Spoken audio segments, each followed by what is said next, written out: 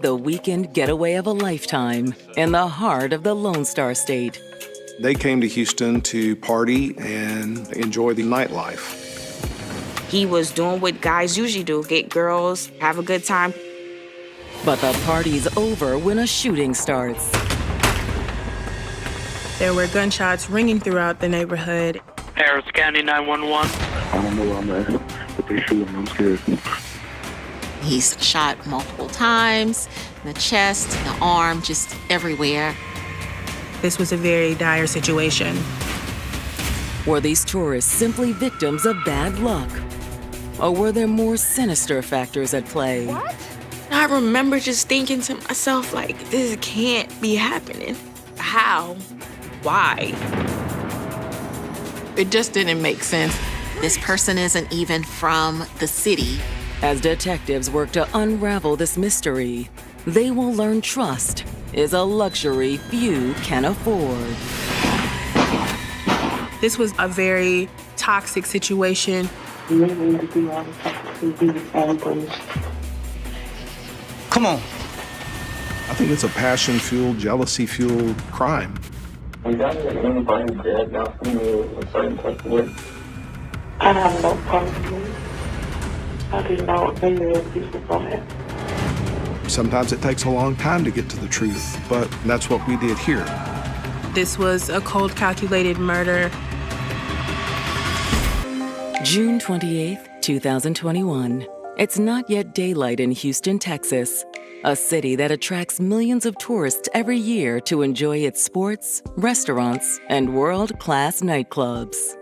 Houston is a large city, and we have a very vibrant nightlife. It is an attraction, especially down in the southwest part of Houston. If you come to Houston, you're gonna be welcomed, you're gonna enjoy a lot of great food, a great time, great party atmosphere. But in the early hours of this Monday morning, the city is suddenly thrown into chaos. Just around 3 a.m., there was an influx of 911 calls. Harris County 911. We think we might have just heard gunshots. Oh my God, somebody shooting. They're still shooting right now? I'm scared. I'm in the back of my car. They're shooting. By the sound of the reports, at least one person has already been injured. Please, someone from. Hurry up, please. Police race to the scene of the crime, a home in the affluent Houston neighborhood of Old Oaks. It's a quiet neighborhood. This is unusual to have this type of disturbance. When officers arrived, they were fully prepared to confront an armed shooter. But instead, they only find the aftermath of the violent attack. They see this young man in dire need. He's shot multiple times, in the chest, in the arm, just everywhere. He's been pummeled with shots. Whomever shot him meant to do intentional and extensive damage, because they did. It's really bad, yet he's still breathing.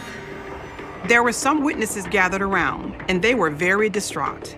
The young man's friends identify him as 28-year-old Gregory Moore. Gregory Moore was losing blood fast. They wanted to get him to the nearest hospital so that he could get to the emergency room. Time was of the essence if they were going to save this man's life. New York native Gregory Moore's outgoing personality and warm-hearted demeanor meant he had no trouble making friends. He was a great, great friend. You could never just be mad at him, even when you wanted to be. You know, he just made you laugh. He was funny. He was a goofball. He was just one of those guys who seemed like he could get along with anyone, always the life of the party. But Gregory wasn't just the life of the party. He was also a dedicated father. We had a family young. He was an amazing dad. He was not the disciplinary. He was the fun parent. He was the kind of parent that would be like, it's raining out, don't go to work today, let's stay home and watch movies. Or let's put a bunch of blankets on the floor and let the kids just do what they want. However, as much as Greg loved his children, the pressures of parenthood put a strain on his relationship with their mother, Tatiana Anderson. We were together for 10 years, so time took its course on our relationship, and we kind of had to separate to figure ourselves out. Greg started to date other people and had a child with another woman in 2018. By the summer of 2021, Greg was focused on being the best parent he could be and building his career. He used to work the night shift. He was a community technician, so he was on the front line with the population that is undeserved the most. He had gotten to a place where he didn't know if that was something he wanted to continue to pursue. So he was thinking of going to trade school and just trying to build from that. He was talking about opening a business. And in June of that year, Gregory decided to take a well-deserved break from the stresses of life by planning a trip with his closest friends. Gregory and his friends came down to Houston to have a good time, have a boys' weekend, and just enjoy themselves. They rent a high-end rental in Houston, Texas, and prepare for a few days of R&R and social get-down. But instead of enjoying a weekend savoring the sights and sounds of a new city, the group's dream vacation has just become a waking nightmare. Police responded to a string of 911 calls and found Gregory Moore unresponsive and losing blood fast. He has multiple gunshots, including his neck, his back, his arms, his chest. His carotid artery was severed. His lung was punctured. Just horrible injuries. He's clinging to life and barely has a pulse. Paramedics rush Gregory to the nearest hospital, hoping for a miracle. His life essentially at this moment is hanging in the balance.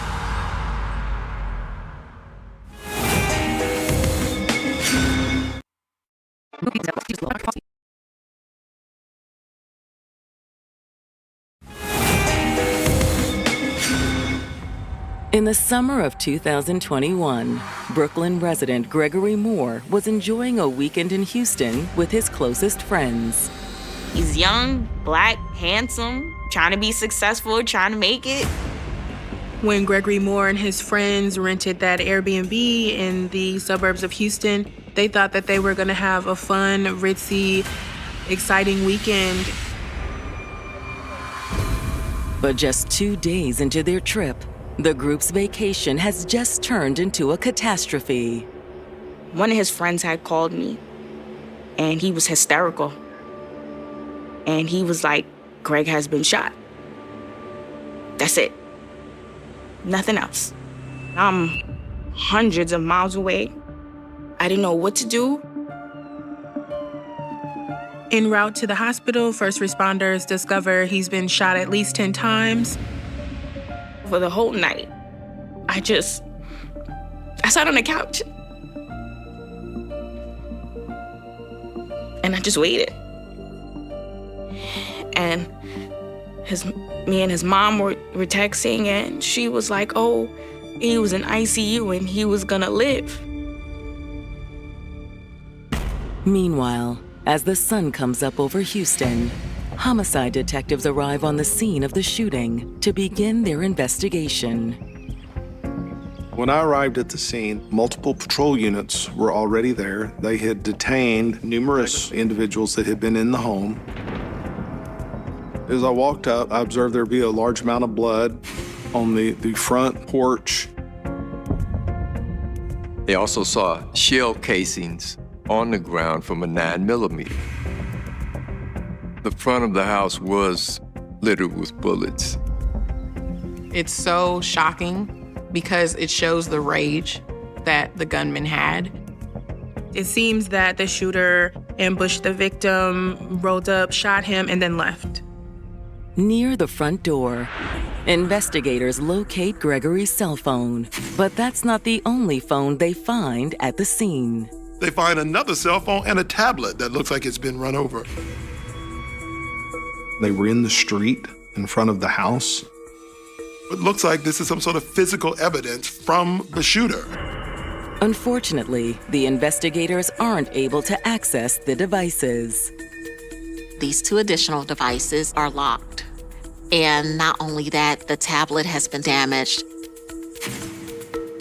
Extracting all the digital contents of the phones, that takes months. The detectives don't have that kind of time to waste. If you have an armed shooter on the loose, you need answers now. Why would someone want to hurt Gregory? These people had just traveled here. They were tourists. Gregory Moore is not from Houston, Texas. He's from New York, and so this doesn't make any sense. That's when detectives are approached by a neighbor. Hey, detectives. I have something I think you'll want to see. The neighbor had a doorbell camera that picked up some useful footage. He's able to share the video with them. It's not the greatest quality of video, but detectives can see the shooter's vehicle arrive around 3 a.m., and it's a dark-colored sedan. Seconds later, a barrage of gunshots ring out.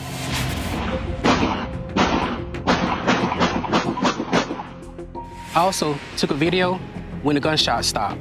And he recorded the end of this tragic evening. On the phone video, you can see someone running away from the crime scene.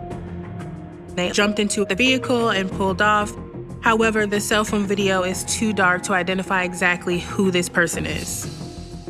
They aren't able to make out the vehicle's license plate from the video either.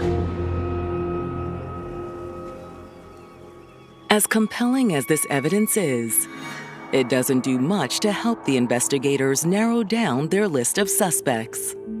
We had no idea who the person was. Right now, we have to identify this guy. However, before they can continue their investigation, Detective Crane receives a call from the hospital where Gregory is being treated.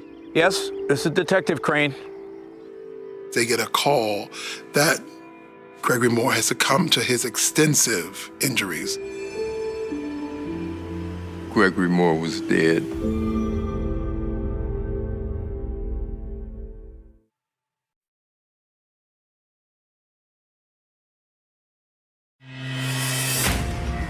Houston detectives investigating the shooting of 28-year-old tourist Gregory Moore have just learned that he succumbed to his injuries.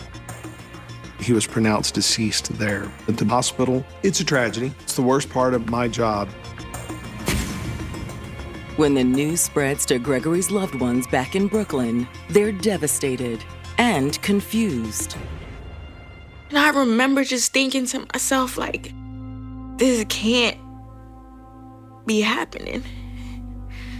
Not Greg. How?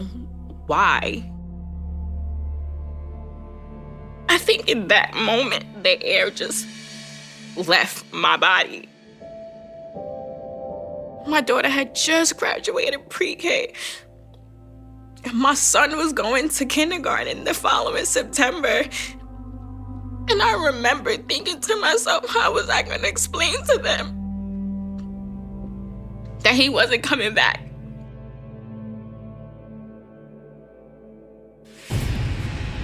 Gregory had flown down to Houston with 3 friends, Raymond Gibbs, Clayton Barnes, and Troy Walsh. And the investigators' next move was to speak to them to see what they knew. Gregory's friends are distraught when the detectives break the news to them. Well, here's the deal. Gregory didn't make it, okay? So, we're gonna do what we can to figure out who and why, but it's gonna require some help from y'all, okay? Gregory's friends are distraught. This was supposed to be a fun weekend in Houston. They came all this way just to have a good time. The detectives asked Greg's friends if they have any idea who the shooter was. Is there anything you can think of that would help us in identifying? The friends explain they'd only been in Houston for a couple of days. We got out Saturday around 3 o'clock. They went out Saturday night to have a good time. Did y'all have any issues with anyone Saturday night? No, we had no issues with anyone. In fact, Gregory's friends say he'd hit it off with someone at the bar that night. We learned that the victim had met a female at a club the previous night, on Saturday night, the same night they arrived. My friend met these girls, and I guess we were talking to them, and then I had took one of the girls' numbers, he took one of the girls' number. The woman Greg exchanged numbers with was named Stacy, and her friend Michelle exchanged numbers with Clayton. They were doing what guys usually do: talk to girls, get girls, have a good time for the weekend. The following night, Greg invited Stacy over to the rental house to keep the party going. They were all just partying and having a good time. There was some more flirting happening between Greg and Stacy. And eventually, Stacy suggested that they go pick up Michelle. My friend wanted to come pretty much to the place, so we're like, okay. Greg asked me if I wanted to drive, and they're gonna come with me. I'm like, cool. And so they left the Airbnb, traveling back down into Southwest Houston. But along the way, their plans changed when Michelle decided to stay in for the night. Her friend decided she wasn't coming anymore. Okay. We're like, all right, cool, whatever. And that ultimately led to them turning around and driving back up to where the Airbnb was located. By the time they made it back, Clayton was feeling hungry, so he decided he was going to go pick up something to eat. Have a good night. We get back here, and I'm like, y'all not gonna lie, I'm starving. They're like, all right, cool, we're gonna go inside and lay down. Okay. I'm like, that's cool. So I literally drive in the front to drop them off, and they walking. Clayton says as Greg and Stacy approached the front door of the Airbnb, all hell broke loose. That's when they are ambushed. I see a guy just running from the side of the grass, and I see a little flashing light, and then all I heard was shots going off. Clayton took cover and dialed 911. Please, I'm okay. Hurry up, please. Everyone knows what happened to Gregory, but where was Stacy? The kids in the house did not know where the girl had gone. That caused us concern. We don't know who this girl is or what has happened to her. There is not a last name, unfortunately. Did she run away? Is she with the perpetrator? So detectives start exploring all avenues to track Stacy down. Stacy's friend Michelle was at the club with her the night she met Greg and his friends. Michelle and Clayton had exchanged numbers. Clayton gives the police Michelle's number. She agreed to come in and speak with them about this. Thank you for coming in. You're welcome. We obviously want to talk to you about an incident that happened this morning early. Mm-hmm. And there's no sense in being all around the bush. Mm-hmm. Tell me what happened. Michelle starts by confirming that she and her friend, Stacy Adams, went bar hopping on the night of June 27th. We met some guys from New York. Everybody was having fun. They find themselves on Saturday night at a club, having a good time. They think, oh, good, we got some people to hang out with. The next day, which is Sunday, they was texting us like, do we want to come to the hospital? Stacy was quick to accept the offer, but Michelle says she was more reluctant. I already was like, no, because now I don't know them like that. And I just met them. But she was texting me like, come over here, it's fun. At some point, Stacy told Michelle that she and the boys were on their way to pick her up. I wouldn't answer my phone. I was trying to play like I'm asleep because I didn't want to go. They ended up continuing the night without her. But a little while later, Michelle says she heard from Stacy again.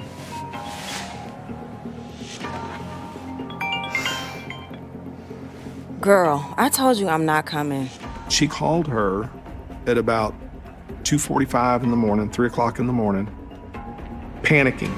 She was like, y'all can't tell on me, And we like, what you talking about? What's wrong? That's when Stacy dropped a bombshell. She was telling her you know, y'all have to alibi me out.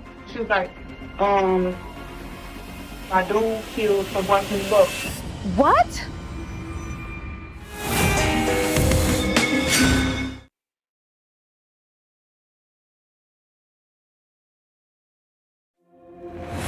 Houston police investigating the murder of Gregory Moore have been looking for a young woman named Stacey Adams, who was with Greg during the shooting. Initially, police were concerned that Stacey could be another victim of the crime, but now they have to consider the possibility she was in on it. Now, in speaking with Stacey's friend, Michelle, that possibility seems more and more likely. Michelle admitted her friend Stacey wasn't as single as she presented herself to be. She indicated she received a very frantic phone call from Stacey, and she let her know that her boyfriend had shot and killed one of the guys they had met clubbing. She was like, my dude killed her boyfriend. Look. What? I know, I'm freaking out. According to Michelle, Stacey went on to explain that her boyfriend James had been spying on her that day. Stacey's boyfriend found out she was messaging with Gregory. He was not happy about that. His name's James. I don't know his last name. I wish I knew it. He got a toy Instagram and he screenshot the messages to her and like you. That's also how James found out where Stacey was. The Instagram app allows you to share your location, so he can literally log into it and see on her locations where she is. The boyfriend was able to track Stacey to where Gregory and his friends were staying by her social media. And when they get to the house, he jumps out, rolls up on the two of them. She was like that. Her boyfriend pistol with the dude. And he shot him at least like 5 times.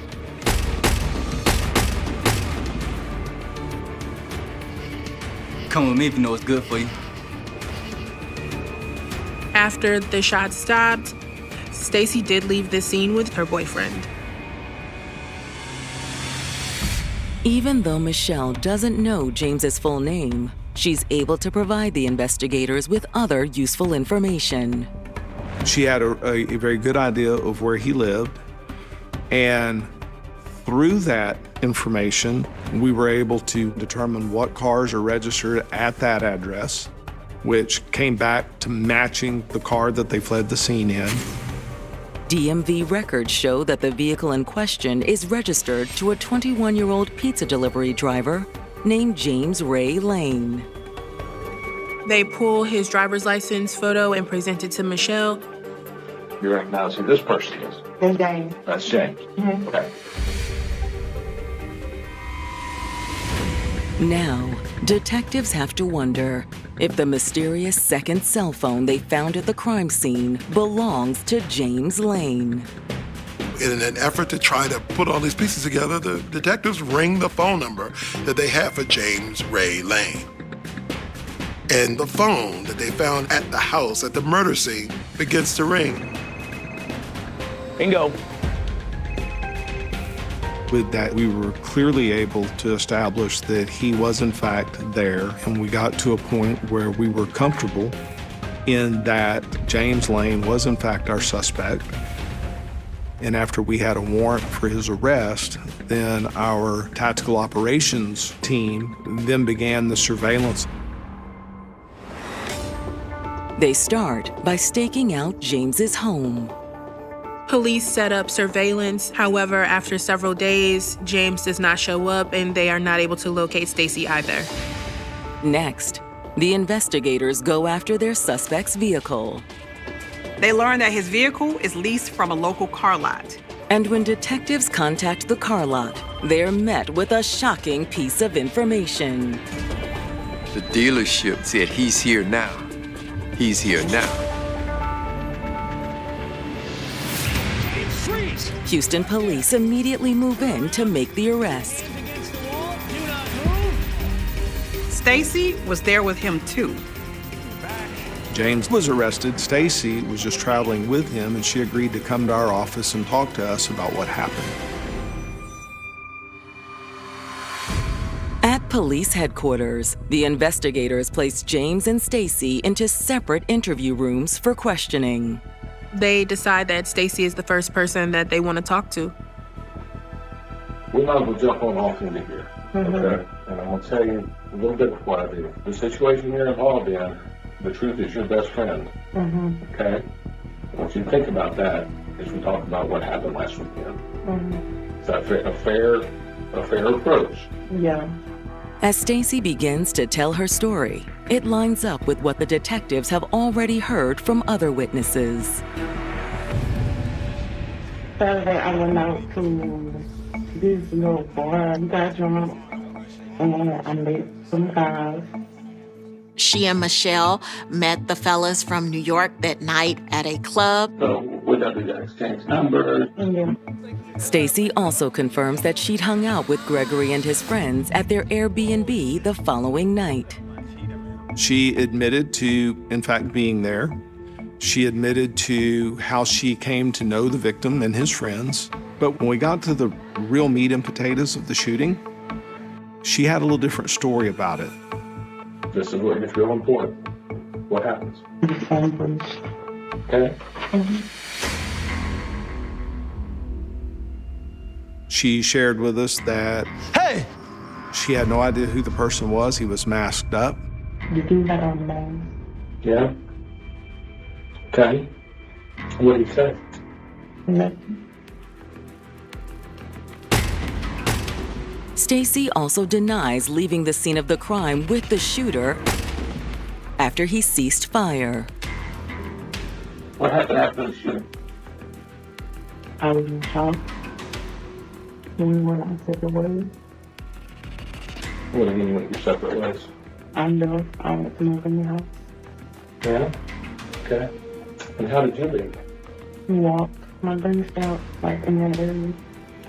She said she just walked away and went to her grandmother's house, who lived nearby, and then called people to come get her. The detectives aren't buying it.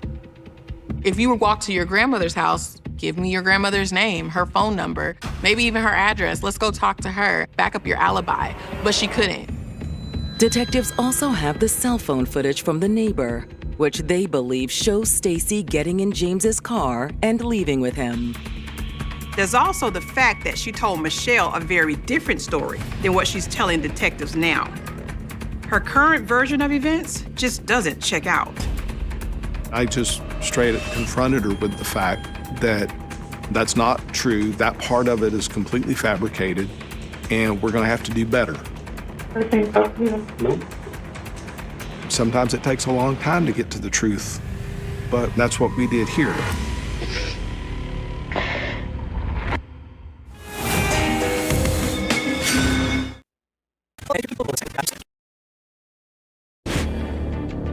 Police in Houston, Texas have zeroed in on 21-year-old James Ray Lane as their main suspect in the shooting death of Gregory Moore.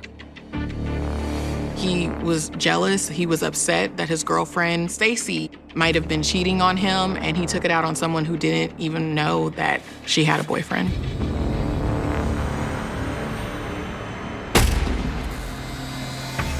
But according to Stacy, James is innocent. Stacy told the investigators that a man with a black mask shot Gregory Moore. She said that she didn't know who the gunman was. The investigators believe she's lying.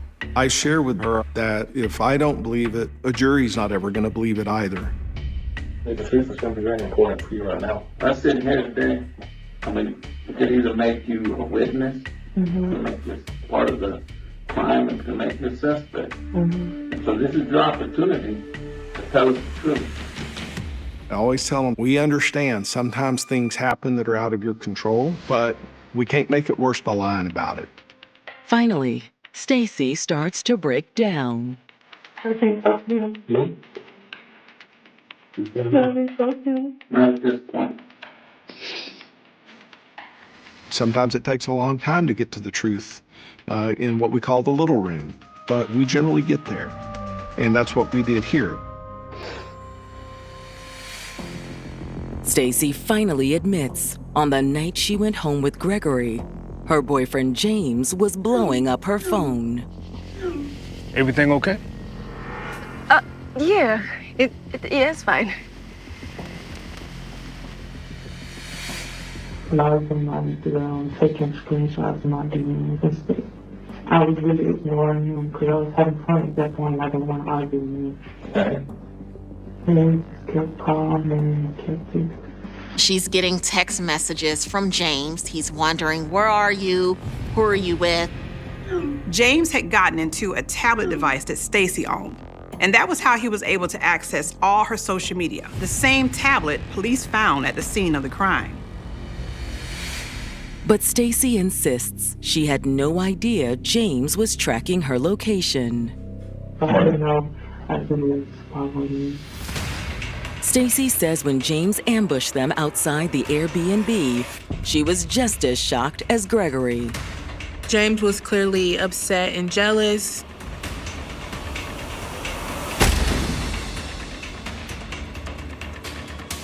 He beat on a defenseless man. Greg didn't have a knife. He didn't even have a pot to hit him with. He had nothing. Why did you not call for any help? I was scared. I was still in shock. And I never seen nothing like this. Come with me if you know what's good for you. Stacy was in such shock that she actually did leave with James after the shooting.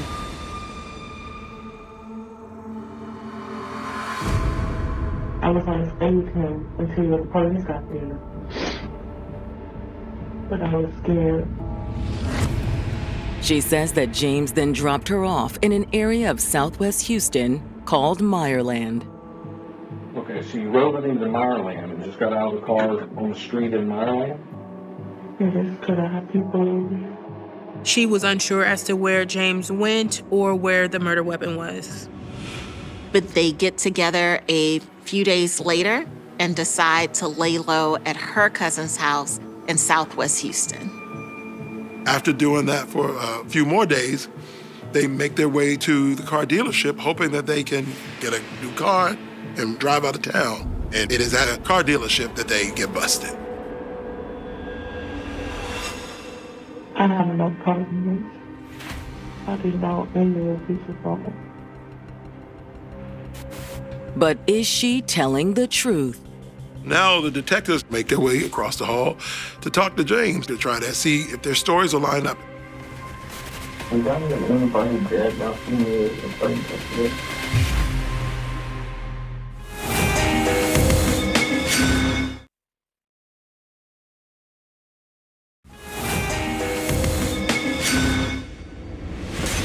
Houston detectives investigating the murder of Brooklyn native Gregory Moore have just taken a statement from 18-year-old Stacy Adams. Stacy admitted to her boyfriend, James, being the gunman, but insisted she had no idea of what was going to go down. Now, detectives are eager to hear James's side of the story. There was a shooting that occurred, and there was a boy got killed. And I received information, a lot of information, that tells me you may have something to do with that. I'm going to give you an opportunity to tell us what happened. Much to their surprise, he admits that he was on the scene. You know, it's just an incident. What made you go there that night to the house when the shooting happened? You better go home. That was my thing.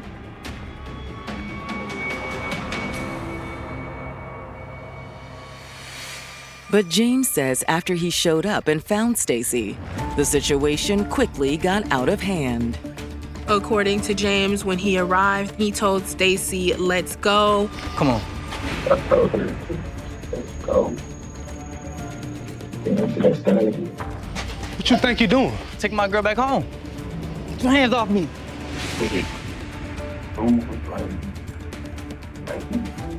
Came at me.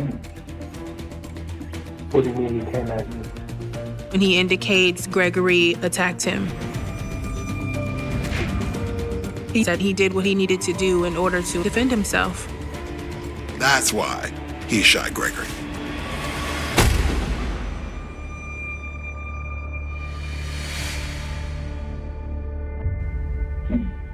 Came at me.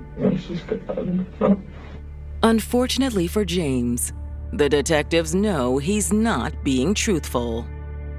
James told the police, basically, he felt threatened by Gregory Moore. He had the 9mm.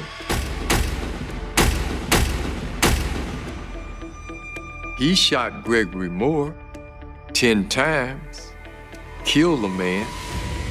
And so it's astounding that he would try to shift the blame. Well, James, let me stop you. Don't start going down a path of lying, all right? I just lay out to him, these are the facts. This is what we know, and this is your opportunity to tell us what happened. You're going to have to tell us what happened without some crazy story that doesn't make sense and it's not consistent with the evidence, okay? What do you want me to say? I want you to tell me the truth. Yeah, I'll tell you the truth. After a little bit of time, he comes around to the most self-serving truth he can get to, and he asked me and my partner, what would you do if you saw someone handling your woman that way? I asked him to elaborate on that, and he wouldn't. But he put himself there, and then he put himself trying to justify the murder. And that was sufficient enough for us. At the end of the interview, the investigators charged James with the murder of Gregory Moore. I would like to have had a complete, total confession as to why he did it, but that's very hard for a lot of people to do. Investigators conclude that James's girlfriend, Stacey Adams, was an innocent bystander in the crime. Detectives do believe that Stacey is telling the truth about not knowing what James was going to do that night. They ended up not charging her with any crime. However, as prosecutors prepare for trial, they aren't planning to go easy on James. Making the decision to drive 40 minutes all the way up to North Harris County and wait, lay in waiting for them to return. It's a passion-fueled, jealousy-fueled, immaturity-fueled crime. This was not an act of self-defense. This was a cold, calculated murder. James is now facing life in prison. Having an acquittal just seems highly unlikely. So he decides to come to the table with the prosecutors to try to strike a deal to save some part of his life. James finally confesses to investigators' version of events and admits to gunning down Gregory Moore in cold blood. In exchange for a full confession, they do offer James a deal of 22 years, and he does accept this plea deal. He's got to serve at least half of that before he can even be considered for parole. For Gregory Moore's loved ones, the resolution in this case isn't enough. James got 22 years. 22. In 22 years, James will still be old enough to have a family, to have children, to have a life. This sentence is quite light, but James is 21 years old and has never so much as gotten a traffic ticket. It's really heartbreaking because prosecutors even said after the sentencing, he never showed remorse to the victim's family. He never showed that he felt bad for the situation. Gregory Moore should be alive today, enjoying his kids growing up. James Lane should be in the free world today, doing what kids his age should be doing. And neither one of those things are going to happen now. Greg didn't have cancer. He wasn't in a car accident. He wasn't hit by a bus. He was shot. And that's a hard pill for me to swallow. No one thinks this is going to happen to them when they are trapped The city of Los Angeles never truly sleeps. Even after midnight, when office towers stand dark and the endless streams of commuters have long disappeared from the freeways, the city continues to breathe. Neon signs flicker above liquor stores. Sirens echo somewhere in the distance. Helicopters circle overhead like restless mechanical birds. But in one corner of downtown Los Angeles, there exists a different world entirely. A world hidden in plain sight. A world that most people drive past with their windows rolled up and their eyes fixed straight ahead. A place known as Skid Row. By day, the streets are crowded with shopping carts filled with everything a person owns. Torn tents line cracked sidewalks. Men and women move slowly beneath the California sun carrying blankets, plastic bags, and memories of lives that once looked very different. By night, the atmosphere changes. Shadows stretch across entire blocks. The noise softens. Conversations fade. People retreat into tents, sleeping bags, cardboard shelters, and makeshift camps. Thousands of vulnerable souls settle in for another night, hoping to wake up when morning arrives. For most of them, survival is already difficult enough. But during the spring and summer of 2014, something far more terrifying than poverty, addiction, or homelessness began moving through the darkness. At first, nobody saw a pattern. A homeless man was found dead. Then another. Then another. The deaths appeared almost invisible against the backdrop of a neighborhood already overwhelmed by suffering. Violence was not uncommon in Skid Row. Drug disputes happened. Assaults happened. Tragedy happened every day. The deaths of homeless people rarely generated headlines beyond a few short paragraphs buried deep inside local newspapers. Yet something was different. These victims were not being robbed. They were not involved in gang shootouts. They were not dying from overdoses. Someone was hunting them. Late at night, while the city slept, an unknown predator wandered through the streets searching for people who could not defend themselves. He moved among rows of sleeping bodies. He studied faces illuminated by weak streetlights. He passed tents and blankets and shopping carts. Then, when he found someone alone enough, vulnerable enough, forgotten enough, he attacked. The victims never saw him coming. Some were asleep. Some had drifted into unconsciousness after exhausting days spent wandering the streets. Some were resting in places they believed were relatively safe because they had survived their countless nights before. None of them knew that a killer was watching. Imagine the silence of a downtown sidewalk at 3 a.m. The distant hum of traffic. The occasional rattling of a shopping cart pushed by someone unable to sleep. A cool breeze slipping between concrete buildings. Now imagine a figure emerging from the darkness. Young. Quiet. Purposeful. Walking with no destination except death. A man whose face would remain unknown for months. A man who blended perfectly into the urban landscape. A man who understood something terrifying about his chosen victims. He understood that society had already stopped looking at them. That realization would become his greatest weapon. As the bodies accumulated, fear spread through Skid Row like a disease. Word traveled quickly among the homeless community. People whispered warnings near soup kitchens. Shelter workers exchanged uneasy glances. Men who normally slept alone began gathering in groups. Women avoided isolated corners of the neighborhood. Some stayed awake through entire nights despite exhaustion. Nobody knew who the killer was. Nobody knew where he would strike next. Nobody knew whether they would survive until sunrise. What made the situation even more frightening was the randomness. There appeared to be no personal connection between the victims. No obvious motive. No financial gain. No clear reason. The killer selected human beings the way a storm selects houses. Without warning. Without logic. Without mercy. As months passed, investigators found themselves chasing shadows. Every new crime scene looked disturbingly similar to the last. The victims came from the same forgotten population. The attacks happened under the cover of darkness. Evidence was scarce. Witnesses were difficult to locate. Memories were often clouded by trauma, addiction, or mental illness.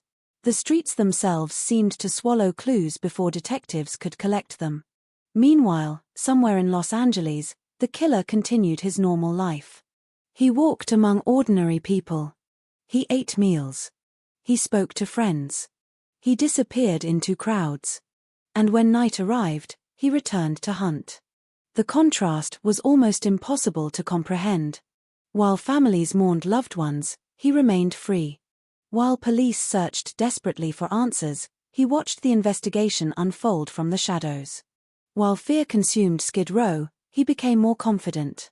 Each successful attack reinforced a dangerous belief inside his mind. That he was untouchable.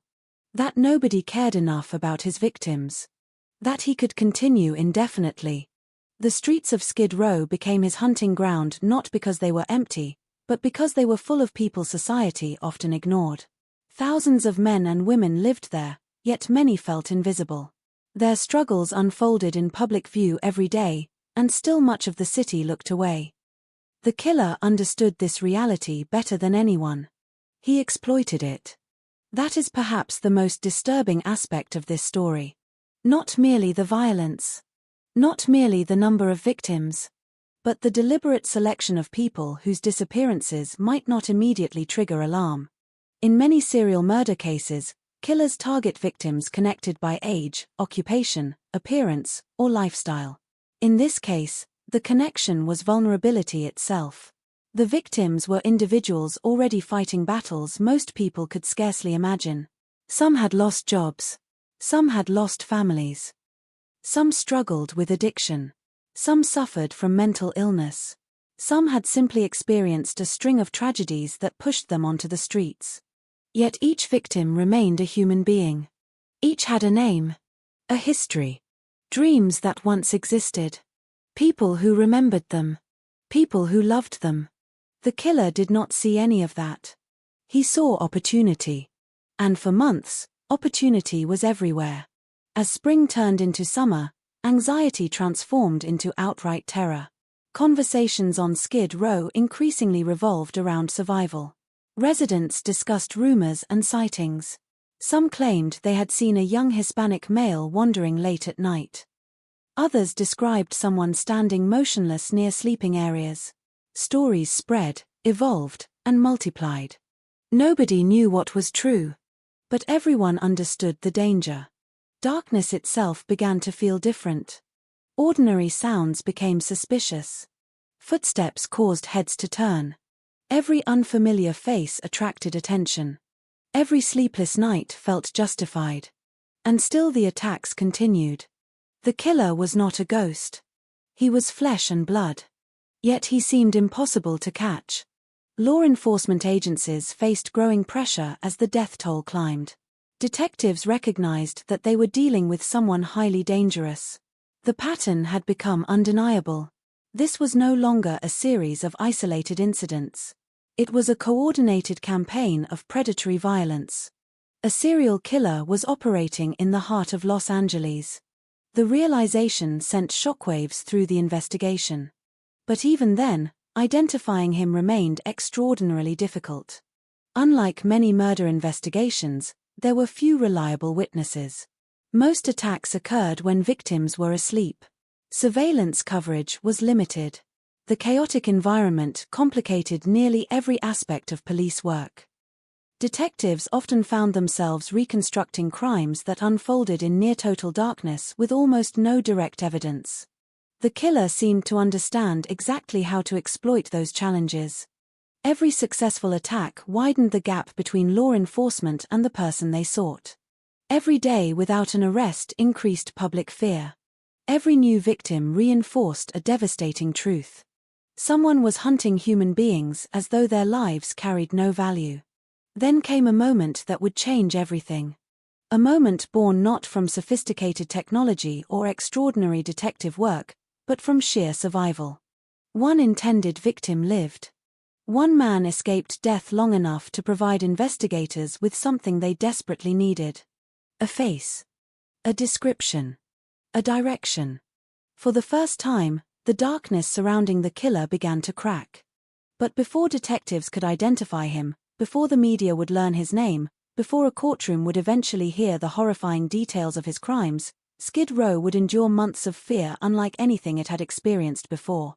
Because this story is not simply about a serial killer. It is about an entire community forced to live under siege.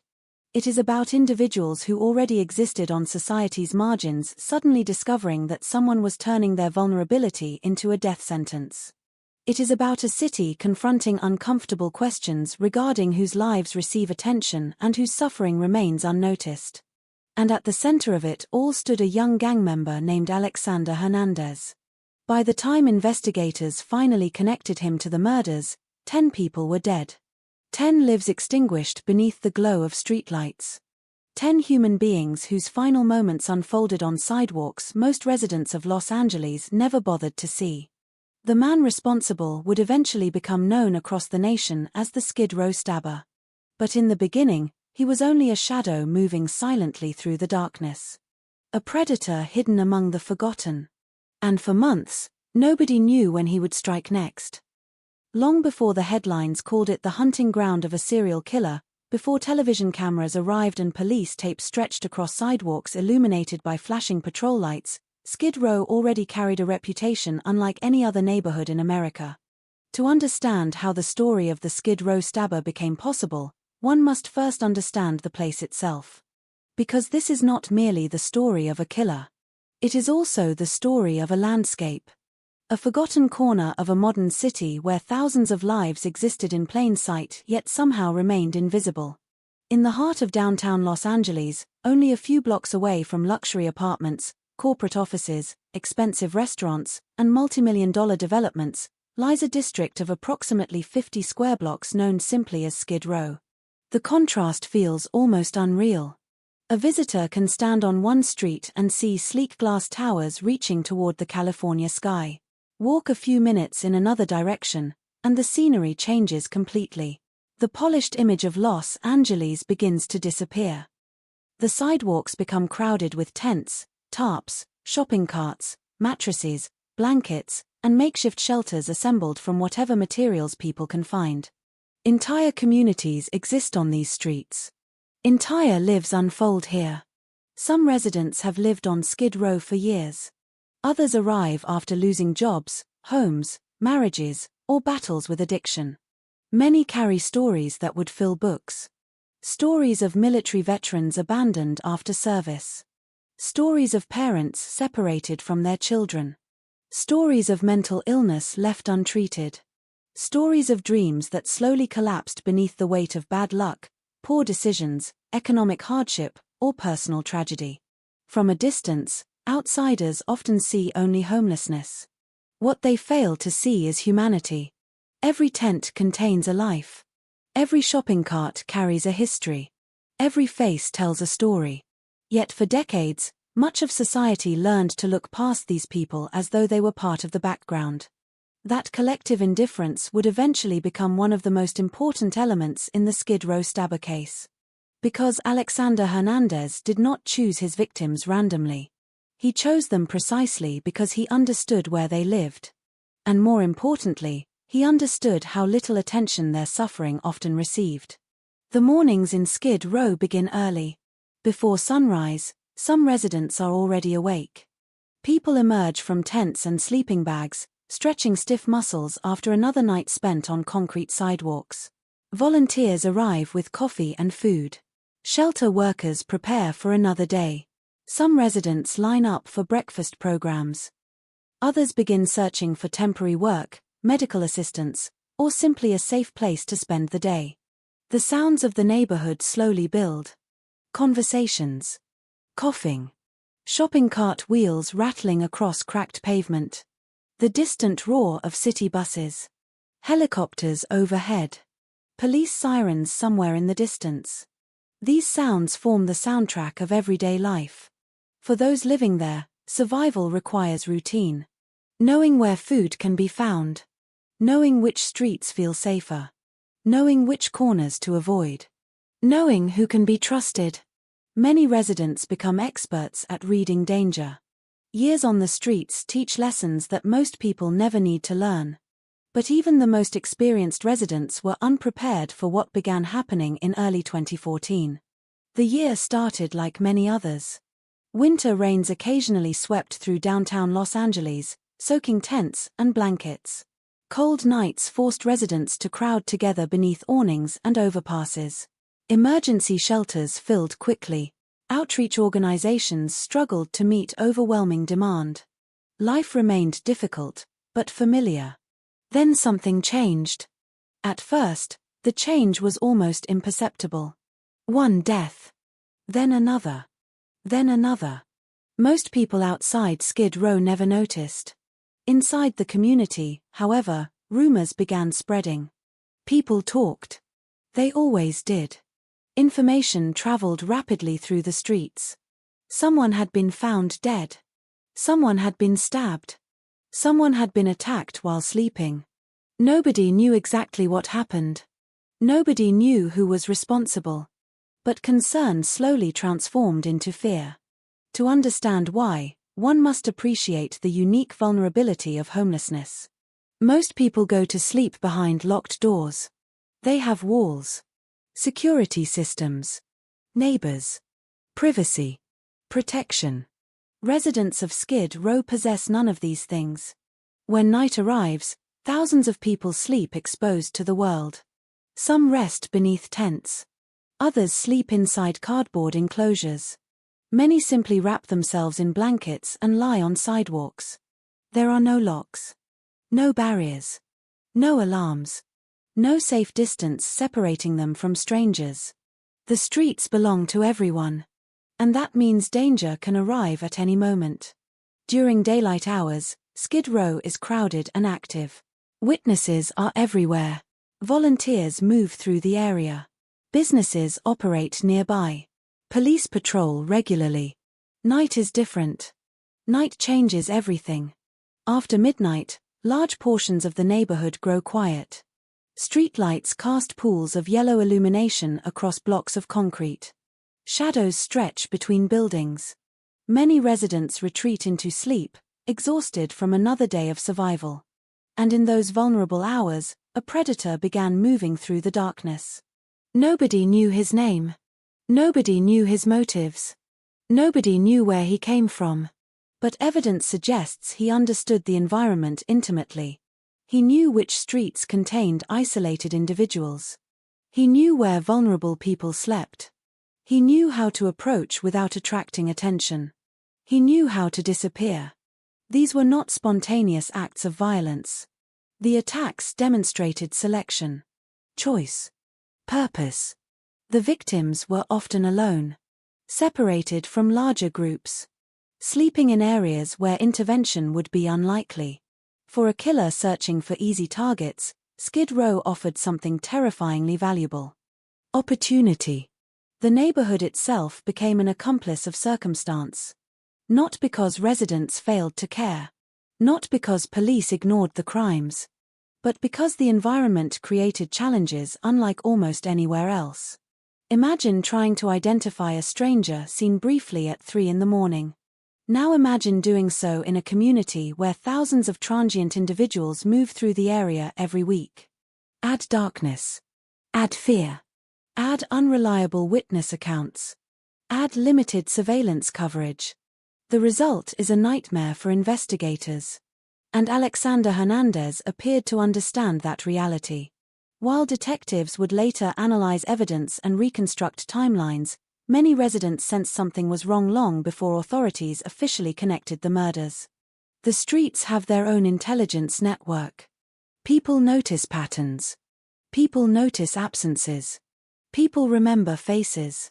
Especially when survival depends on awareness.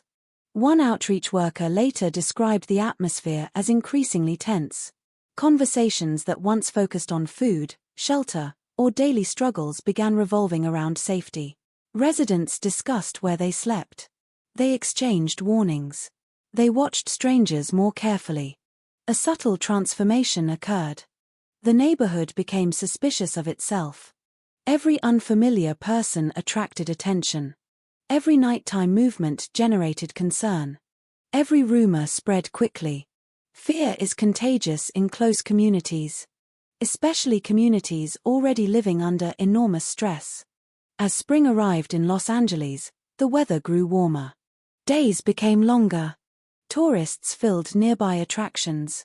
Business districts bustled with activity. Yet beneath the bright California sunshine, anxiety continued growing within Skid Row. The deaths were becoming impossible to ignore. Each new victim reinforced a horrifying possibility. These were not isolated incidents. Someone was targeting homeless people. For residents, the implications were devastating. A robbery can sometimes be prevented. An argument can sometimes be avoided. A dangerous area can sometimes be left behind. But a random predator creates a different kind of fear. There is no negotiation. No warning. No predictable pattern. Anyone could become the next victim. The randomness stripped away any illusion of control. Men who normally slept alone began gathering together at night. Groups formed informal watches. Some individuals stayed awake until sunrise. Others armed themselves with sticks, pipes, knives, or whatever objects they could find. Trust became both more important and more fragile. People relied on one another for protection. At the same time, anyone unfamiliar became a potential threat. The psychological toll was immense. Many residents were already battling trauma before the murders began. Some had survived abuse. Some had endured combat. Some struggled with severe mental illness. Living beneath the shadow of an unknown killer added another layer of stress to lives already stretched beyond their limits. Sleep became difficult. And exhaustion became constant. Meanwhile, Los Angeles continued moving forward. Commuters drove past Skid Row every day. Office workers hurried to meetings. Tourists visited Hollywood. Celebrities attended red carpet events. The contrast could not have been sharper. Only a few blocks separated two completely different realities. In one reality, people worried about deadlines, traffic, and weekend plans. In the other, people worried about surviving the night. This contrast would eventually become one of the most discussed aspects of the case. When investigators later examined the broader significance of the murders, many observers pointed toward an uncomfortable truth. Would the response have been faster if the victims had belonged to a more visible population? Would national media have paid closer attention sooner? Would public outrage have erupted earlier? These questions lingered long after the case was solved. Because the victims of the Skid Row stabber occupied a unique position in society. They were physically visible. Everyone could see them. Yet socially invisible. Many people passed them every day without making eye contact. Without learning their names. Without hearing their stories. The killer exploited that invisibility. Not necessarily because he conducted a sophisticated analysis. But because predators instinctively seek vulnerability. And vulnerability surrounded him. As investigators would later discover, Alexander Hernandez had spent time in and around Skid Row long before his arrest. He understood the neighborhood's rhythms. He knew its streets. He knew its residents. He knew how easy it was to blend into the environment. The neighborhood became his stage. The darkness became his cover. And the people living there became his targets. Months later, after the murders had ended and the killer sat in custody, detectives would look back at the early stages of the case with a mixture of frustration and sorrow. The warning signs had existed. The fear had existed. The community had sensed danger. But connecting the dots required time. Time the victims never had. And so, as spring gradually gave way to summer in 2014, Skid Row entered one of the darkest periods in its modern history. The sidewalks remained crowded. The shelters remained full. The outreach workers continued their efforts. Life continued because it had to. Yet beneath every routine lurked uncertainty. Nobody knew who would be next. Nobody knew when the attacks would stop. Nobody knew that somewhere nearby, a young gang member named Alexander Hernandez was preparing to leave behind a trail of blood that would ultimately make national headlines. For now, he remained unknown. A shadow among thousands of shadows. A face hidden within a city that had learned to overlook certain people. And in the forgotten streets of Skid Row, that blindness was about to carry a terrible cost. To outsiders, Skid Row often appears chaotic. Television cameras usually capture the same images. Rows of tents. People pushing overloaded shopping carts. Emergency vehicles moving through crowded streets. Men and women sitting on sidewalks with nowhere else to go. Those images are real. But they tell only part of the story. What they rarely show is the community that exists beneath the hardship. The friendships. The unwritten rules. The fragile networks of trust that allow thousands of people to survive together under conditions most Americans could scarcely imagine. For many residents, Skid Row was not simply a place they happened to be. It was the place where life had brought them after every other option disappeared. Some arrived after losing jobs during economic downturns. Some escaped abusive relationships. Some battled addictions that consumed everything they owned. Others suffered from untreated mental illnesses that made ordinary employment or housing nearly impossible. There were veterans who once wore military uniforms. Former business owners. Construction workers. Mothers. Fathers.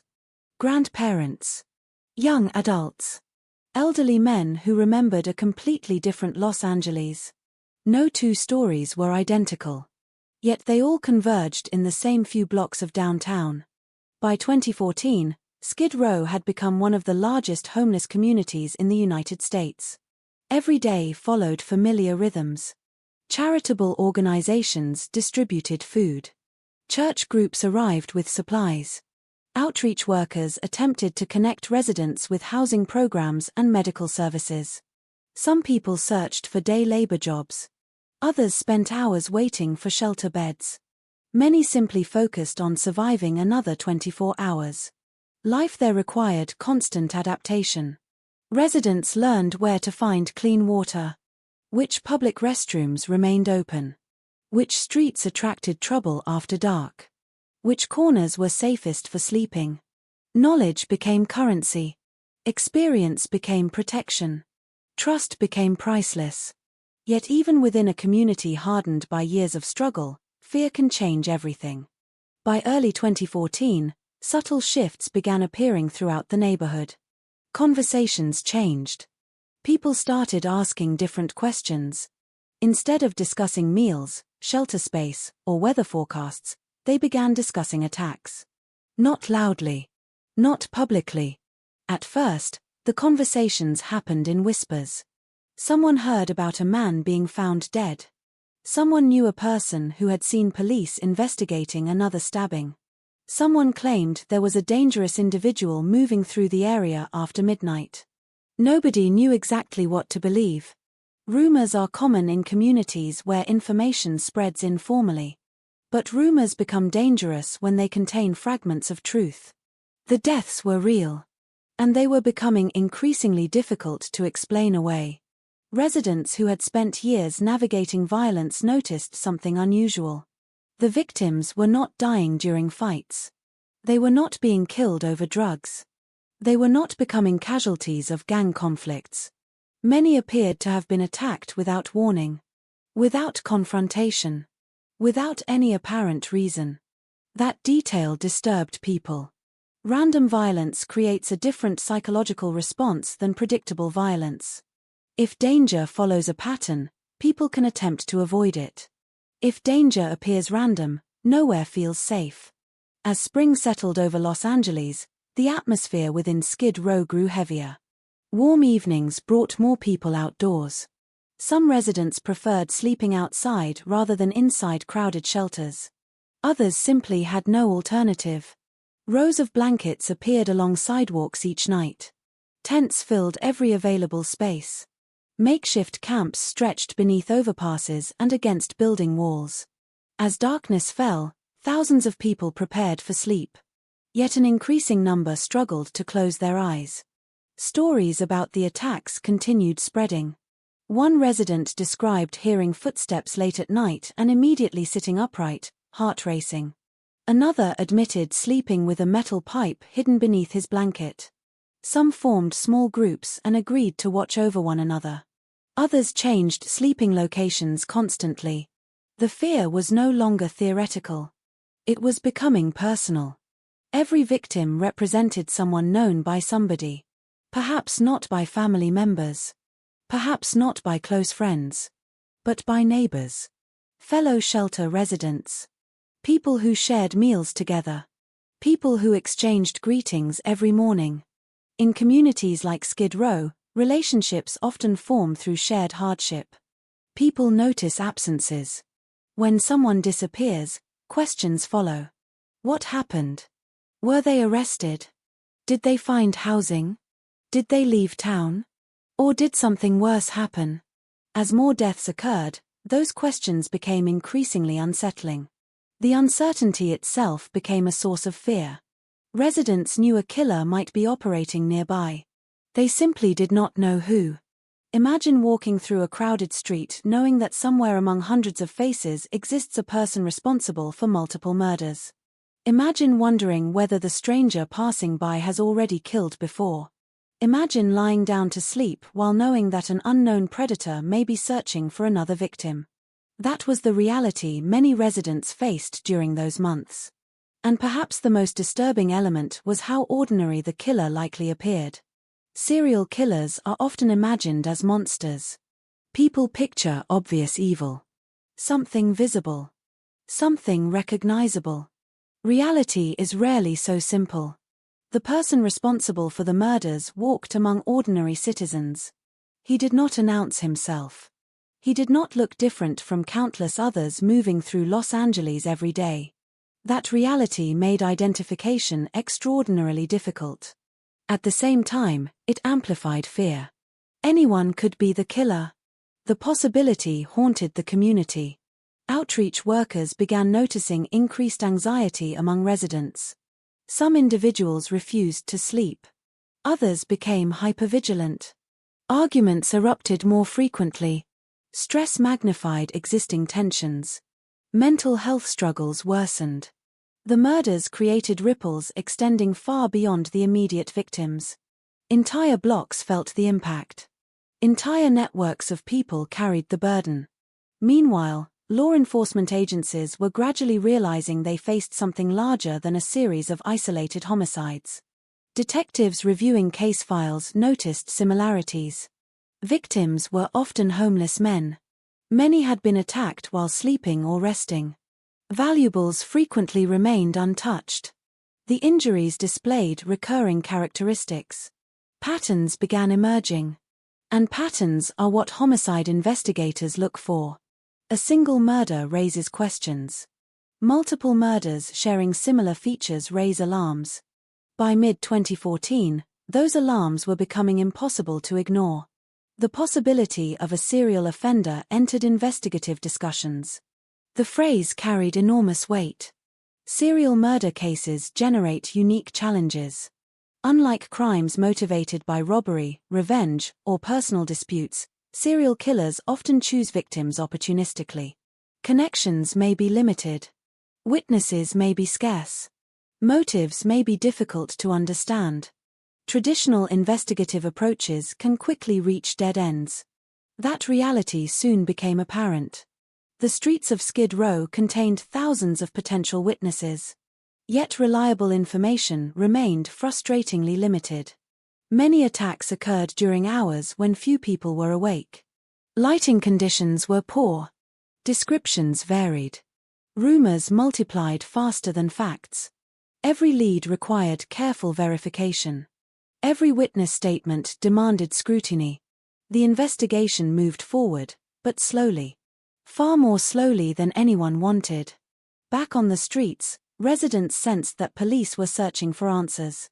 Yet answers remained elusive. The killer continued to evade identification. And because he remained free, fear continued growing. Some community members developed theories. Perhaps the murderer was another homeless individual. Perhaps he was a gang member. Perhaps he lived outside the area entirely. Some believed multiple attackers were involved. Others insisted they had seen suspicious figures lurking near sleeping areas. Theories spread constantly. Most were wrong. But they reflected a deeper reality. People were desperate to make sense of what was happening. Human beings naturally search for explanations during times of uncertainty. The absence of answers often proves more frightening than the answers themselves. As weeks passed, nighttime routines continued evolving. People adapted however they could. Some slept in larger groups. Some relocated closer to shelters. Some avoided isolated locations altogether. Yet not everyone had options. Many residents were elderly. Some suffered from disabilities. Others struggled with addiction or mental illness severe enough to impair judgment. These individuals remained especially vulnerable.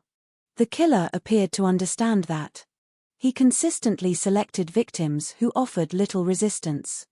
Victims whose circumstances made them easy targets. Victims who could be approached with minimal risk. This was not random chaos. It was calculated predation. That distinction would become increasingly important later in the investigation. Because understanding the killer meant understanding his choices. And his choices revealed something disturbing. He did not seek confrontation. He sought vulnerability. He targeted people already living at society's margins. People who lacked protection. People who lacked visibility. People who lacked power.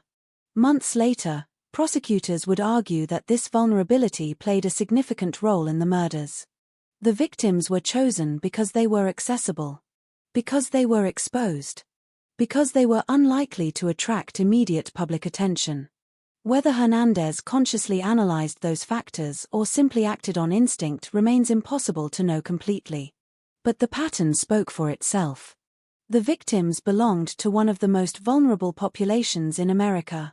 As summer approached, temperatures climbed across Los Angeles. Days became hotter. Nights remained relatively mild. The sidewalks of Skid Row filled with people seeking rest beneath open skies. The conditions that had allowed the killer to operate remained unchanged. Crowded streets. Limited security. Countless potential victims. And somewhere within that environment, the predator continued moving unseen. For investigators, the challenge was becoming urgent. Every unsolved attack increased pressure. Every new victim represented another failure to stop the violence. The case demanded answers. The community demanded protection. Families demanded justice. Yet despite mounting concern, detectives still lacked the breakthrough they desperately needed. No definitive suspect. No clear identification. No single piece of evidence capable of ending the nightmare. That breakthrough would eventually come. But not yet. For now, Skid Row remained trapped between fear and uncertainty. The killer remained hidden. The streets remained vulnerable. And with every passing night, the danger continued growing. Because somewhere in the darkness, Alexander Hernandez was still free. Still watching. Still choosing. And the deadliest chapter of the story had not yet unfolded. By the beginning of the summer of 2014, Skid Row was living in a state that could best be described as controlled fear. Life had not stopped. It never could. Even under the shadow of an unknown killer, people still needed food. They still needed medical care.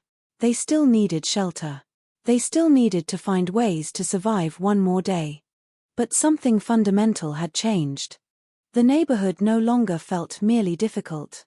It felt hunted. Each evening brought with it a growing sense of unease. As the sun slipped behind the skyline of downtown Los Angeles, long shadows stretched across streets crowded with tents and makeshift shelters. Office workers left their buildings and drove home. Restaurants filled with customers. Bars buzzed with conversation. Just blocks away, another world was preparing for nightfall.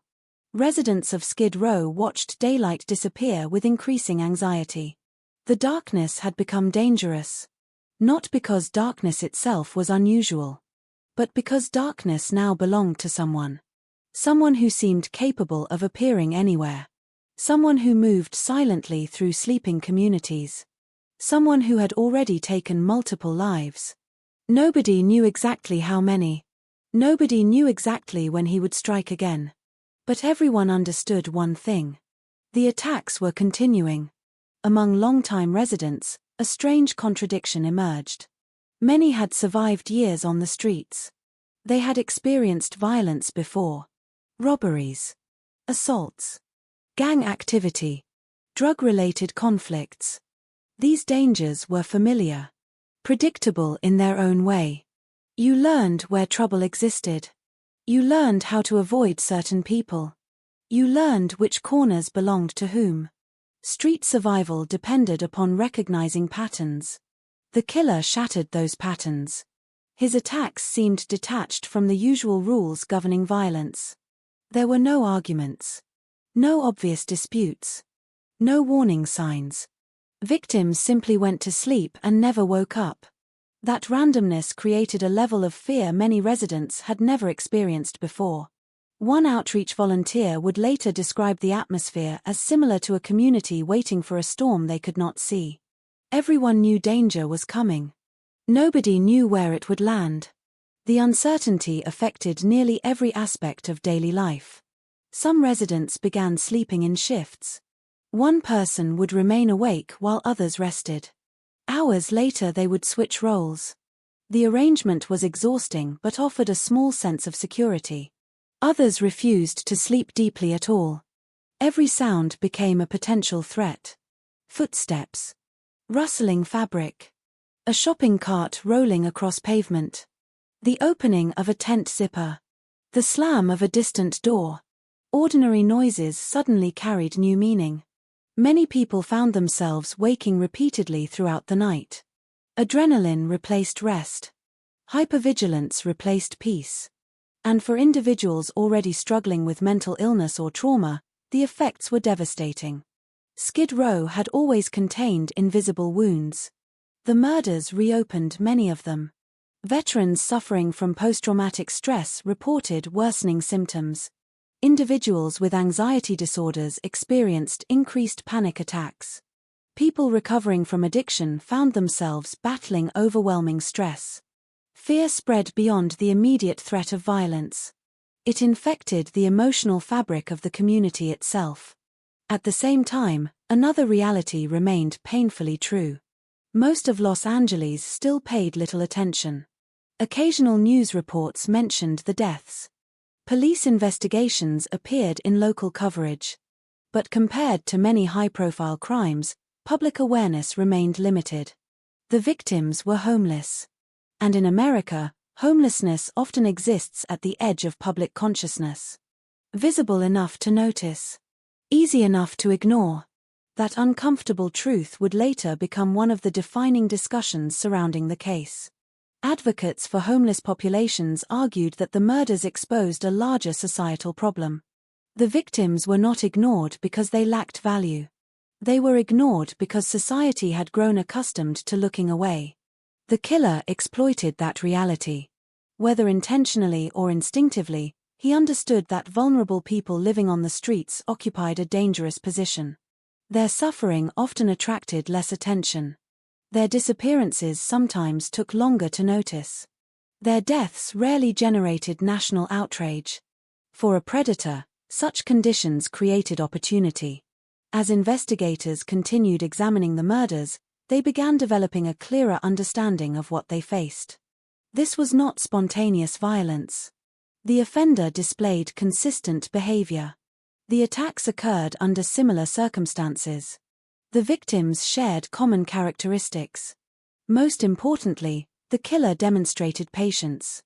Patience is a frightening quality in a serial predator. It suggests control, discipline, calculation. Rather than acting impulsively during moments of rage, the offender appeared willing to wait for favorable circumstances. He selected locations carefully. He targeted vulnerable individuals. He struck quickly.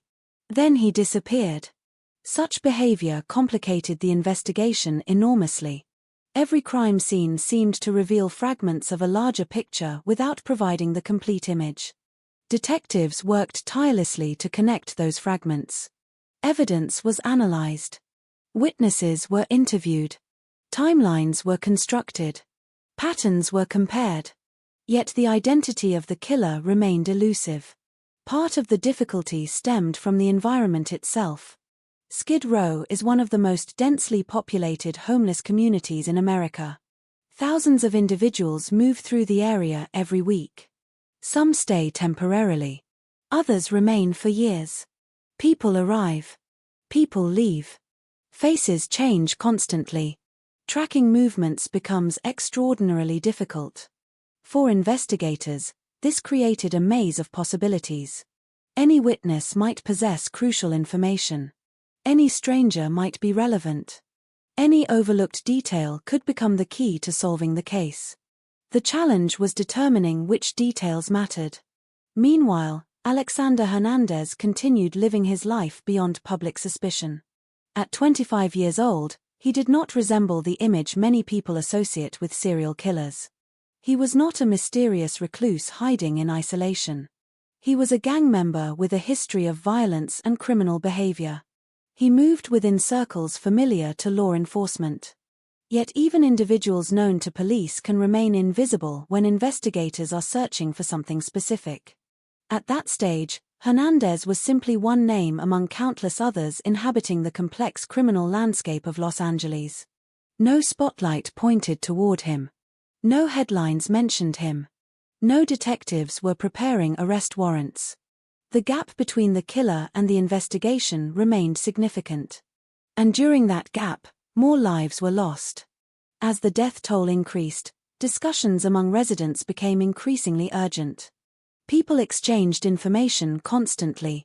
Some claimed they had seen suspicious individuals wandering after midnight. Others reported hearing footsteps near sleeping areas shortly before attacks occurred. Descriptions circulated through camps and shelters. Most were vague. Many contradicted one another. Fear has a way of distorting memory. People often remember fragments rather than complete pictures. Yet hidden among these fragments were occasional pieces of truth. Several residents mentioned seeing a young Hispanic male in areas connected to the murders. At the time, those observations seemed insignificant. Skid Row was filled with young Hispanic men. The description alone offered little value. Still, detectives documented every account. Every possibility mattered. Because somewhere inside the growing mountain of information existed the answer. The challenge was finding it before another murder occurred. Summer heat settled heavily over Los Angeles. Concrete sidewalks absorbed sunlight throughout the day and released warmth long after sunset. The air carried the smells of traffic, garbage, food carts, and urban decay. People sought shade during daylight hours and cooler sleeping locations after dark. These seasonal patterns influenced movement throughout the neighborhood. They also influenced vulnerability. More individuals slept outdoors. More people occupied open spaces. More potential targets became accessible. The killer's hunting ground expanded. For residents, the sensation was deeply unsettling. There is a unique terror associated with knowing danger exists but not knowing where it resides. A visible threat can be confronted. An invisible threat can only be feared. The killer remained invisible.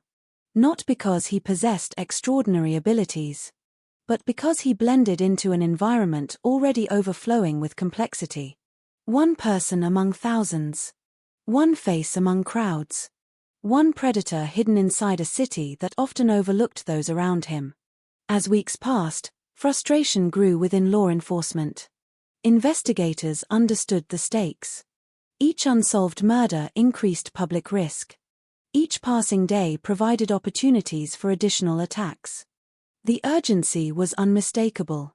Yet serial murder investigations rarely unfold like television dramas. Breakthroughs often arrive slowly. Painfully.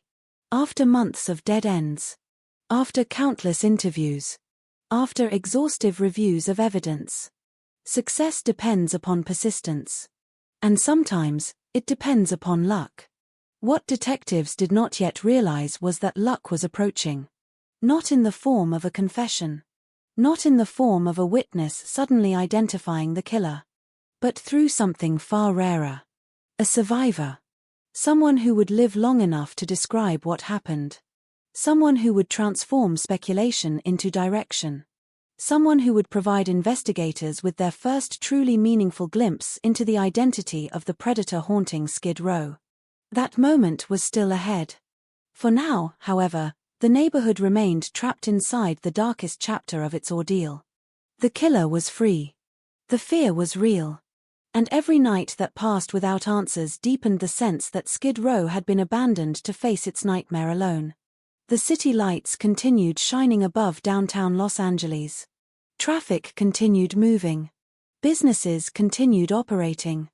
Life continued. But beneath those lights, hidden among rows of tents and sleeping bags, a silent war was unfolding. A war between an unknown predator and a community struggling desperately to survive. And before it ended, the entire nation would learn the name Alexander Hernandez. When people hear the word serial killer, their attention naturally gravitates toward the murderer. They want to understand what kind of person could commit such crimes. What drove him? How he escaped detection? Why he chose his victims? But in doing so, something important is often lost.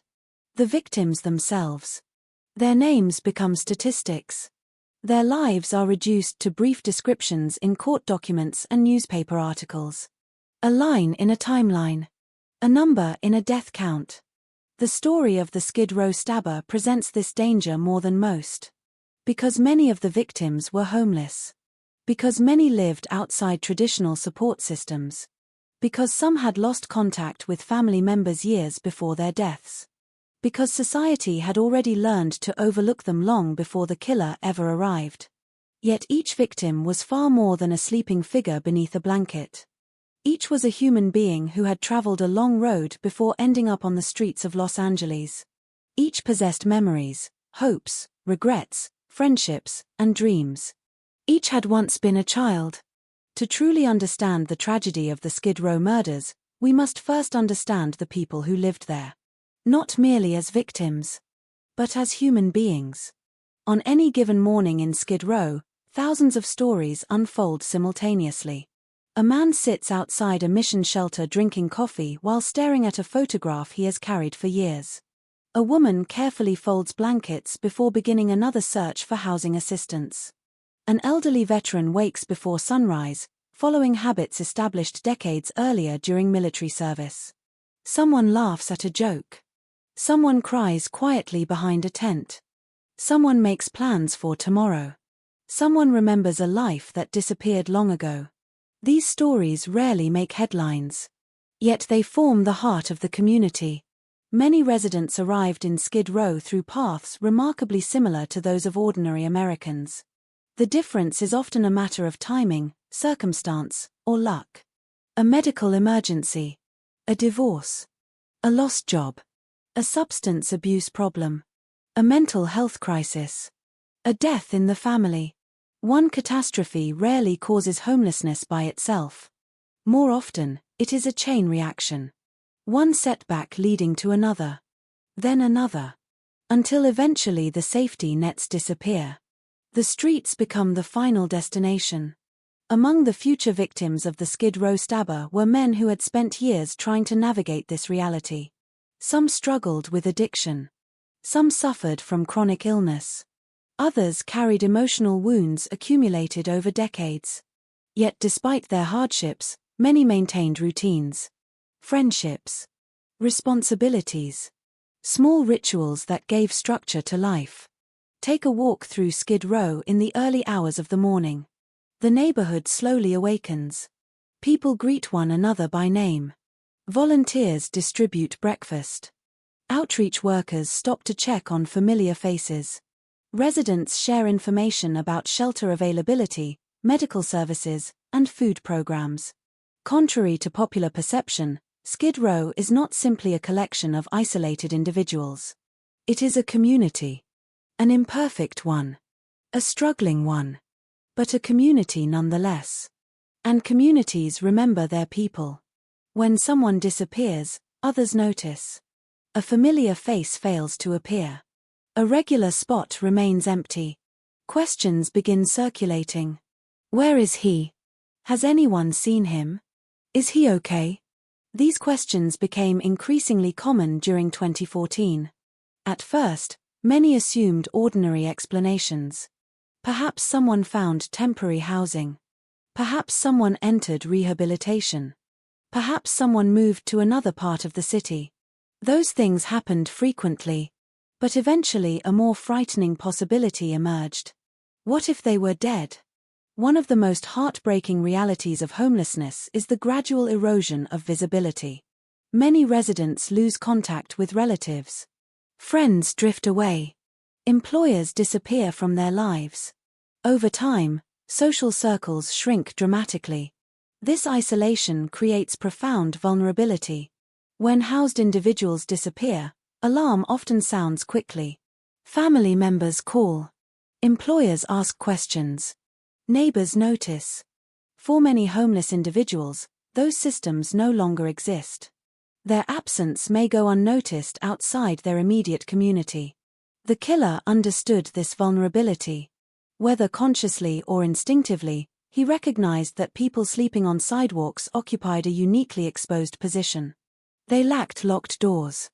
They lacked security systems. They lacked protection. Most importantly, many lacked advocates capable of drawing immediate public attention to their suffering. Yet within Skid Row itself, people cared deeply. That fact is often overlooked. Residents formed friendships forged through shared hardship. They watched over one another. Shared food. Shared blankets. Shared information. Shared survival. The murder of a community member affected far more people than outsiders realized. One resident later described the emotional atmosphere following the attacks as similar to losing members of an extended family. Not everyone knew the victims personally. But everyone understood the reality they faced. Everyone recognized the danger. Everyone imagined themselves in the same position. That empathy intensified the fear. Because every victim represented a version of themselves. Every murder demonstrated how vulnerable they truly were. Among the individuals living in Skid Row were older men who had survived decades on the streets. They possessed an almost legendary status within the community. They knew every corner, every shelter, every unwritten rule. Many younger residents looked to them for guidance. Yet experience offered little protection against a killer who attacked sleeping victims without warning. The murders challenged a deeply held belief that knowledge and street awareness could keep someone safe. Suddenly, even the most experienced residents felt exposed. The psychological impact spread rapidly. People who normally slept alone began seeking company. Friends gathered in groups at night. Informal watches formed. Trust became essential. At the same time, fear complicated relationships. Strangers attracted suspicion. Unfamiliar faces generated concern. The community became both more united and more anxious. This tension shaped daily life throughout the spring and summer. One outreach worker recalled conversations with residents who admitted they were afraid to fall asleep. Not because they expected danger every night, but because they knew it existed somewhere nearby. That uncertainty proved exhausting. Imagine living outdoors. Imagine enduring extreme weather, hunger, illness, and constant insecurity. Then imagine adding a serial killer to the equation. For many residents, sleep became a luxury. Rest became fragmented. Anxiety became constant. Yet life continued. People still attended food distributions. Still sought medical care. Still searched for employment. Still navigated the challenges of homelessness. The murders did not stop daily survival. They simply made survival even harder. As investigators later reconstructed the case, they encountered a recurring theme among witnesses. The victims were often described as quiet individuals. People keeping to themselves. People trying to get through another day. Many were not involved in major conflicts. Many posed no threat to anyone. Their vulnerability stemmed not from behavior but from circumstance. They happened to be sleeping outdoors. They happened to be accessible. They happened to cross paths with a predator. That randomness remains one of the most disturbing aspects of the case. The victims were not targeted because of personal disputes. They were not selected because of specific grudges. In many instances, they were chosen because they were available. Because they were alone. Because they were vulnerable. The realization transforms the murders from personal tragedies into something broader. A commentary on vulnerability itself. A reflection of how easily violence can exploit people living without protection. By mid-2014, fear had become woven into the fabric of everyday life. Residents developed habits designed to increase safety. Some avoided isolated areas. Some changed sleeping locations regularly. Others stayed awake long into the night. Yet none of these measures guaranteed protection. The killer remained unidentified. His methods remained unpredictable. His presence remained invisible. Meanwhile, the victims continued accumulating. Each death left behind unanswered questions. Who had this person been before homelessness? What dreams had they once pursued? Who missed them? Who remembered them? These questions rarely appear in official case files. Investigations focus on evidence, timelines, suspects, forensic details, necessary information. But human stories often disappear beneath procedural facts. The tragedy of the Skid Row murders extends beyond the loss of life. It includes the loss of identity. Many victims spent years struggling against circumstances that threatened to erase them. The murders completed that erasure for a time. Media coverage focused on the killer. Public discussion centered on fear. The individual stories of the victims remained largely untold. Yet those stories matter. Because understanding the victims changes how we understand the crime. The Skid Row stabber did not simply attack homeless people. He attacked fathers, sons, friends, veterans, workers, human beings carrying entire lifetimes of experiences. People whose lives possessed value regardless of where they slept. People who deserved dignity regardless of their circumstances. People who deserved safety. As summer progressed, that safety seemed increasingly impossible to find. The community mourned while simultaneously preparing for the possibility of additional attacks. Every death deepened the sense of vulnerability. Every funeral strengthened the collective grief.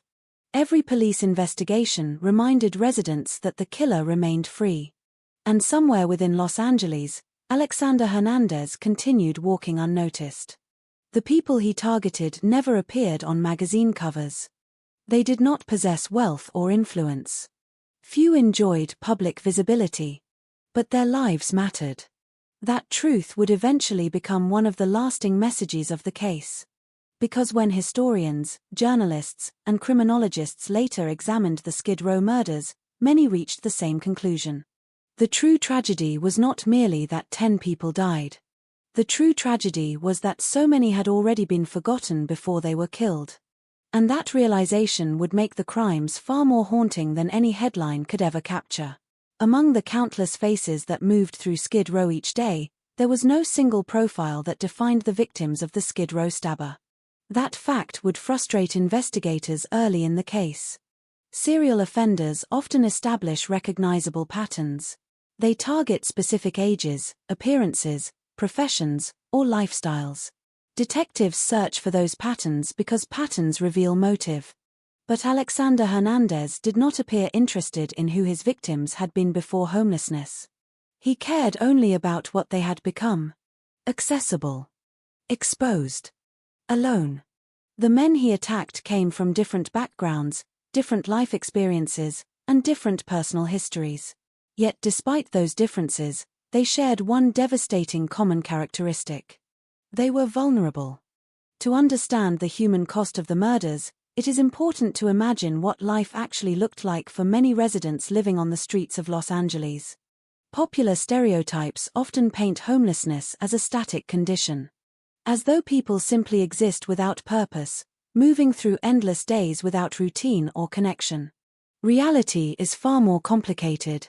Many residents of Skid Row lived according to carefully constructed schedules. Some woke before dawn to secure places in breakfast lines.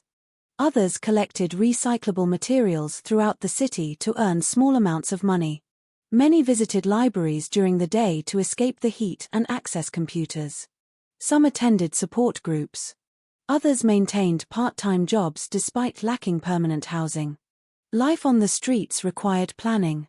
Failure to plan often meant going hungry, or losing possessions, or missing opportunities for shelter. Survival itself became a full-time occupation. The victims of the Skid Row stabber were participants in this daily struggle. Some had lived on the streets for years. Others had arrived more recently. Many carried visible signs of hardship. Weathered faces. Scarred hands. Bodies worn down by years of physical stress. Yet beneath those signs existed individuals who continued searching for moments of dignity. A clean shirt. A hot meal. A safe place to sleep. A conversation with someone who treated them like a human being. These small victories mattered. Perhaps that is why the murders struck the community so deeply. The killer was not merely taking lives. He was destroying people who had already fought extraordinary battles to remain alive. One outreach worker later recalled how many residents seemed trapped between resilience and exhaustion. They possessed remarkable survival skills. Yet they were tired. Tired of uncertainty. Tired of instability. Tired of being ignored. Still, they endured. Then the murders began. And suddenly endurance itself no longer felt sufficient. By spring 2014, many residents found themselves discussing the attacks during ordinary conversations. Near meal distribution centers. Outside shelters. Along crowded sidewalks. People exchanged information constantly. Some believed the killer specifically targeted elderly men. Others argued he selected people sleeping alone. Theories multiplied because fear demanded explanations. Human beings naturally seek patterns when confronted by danger.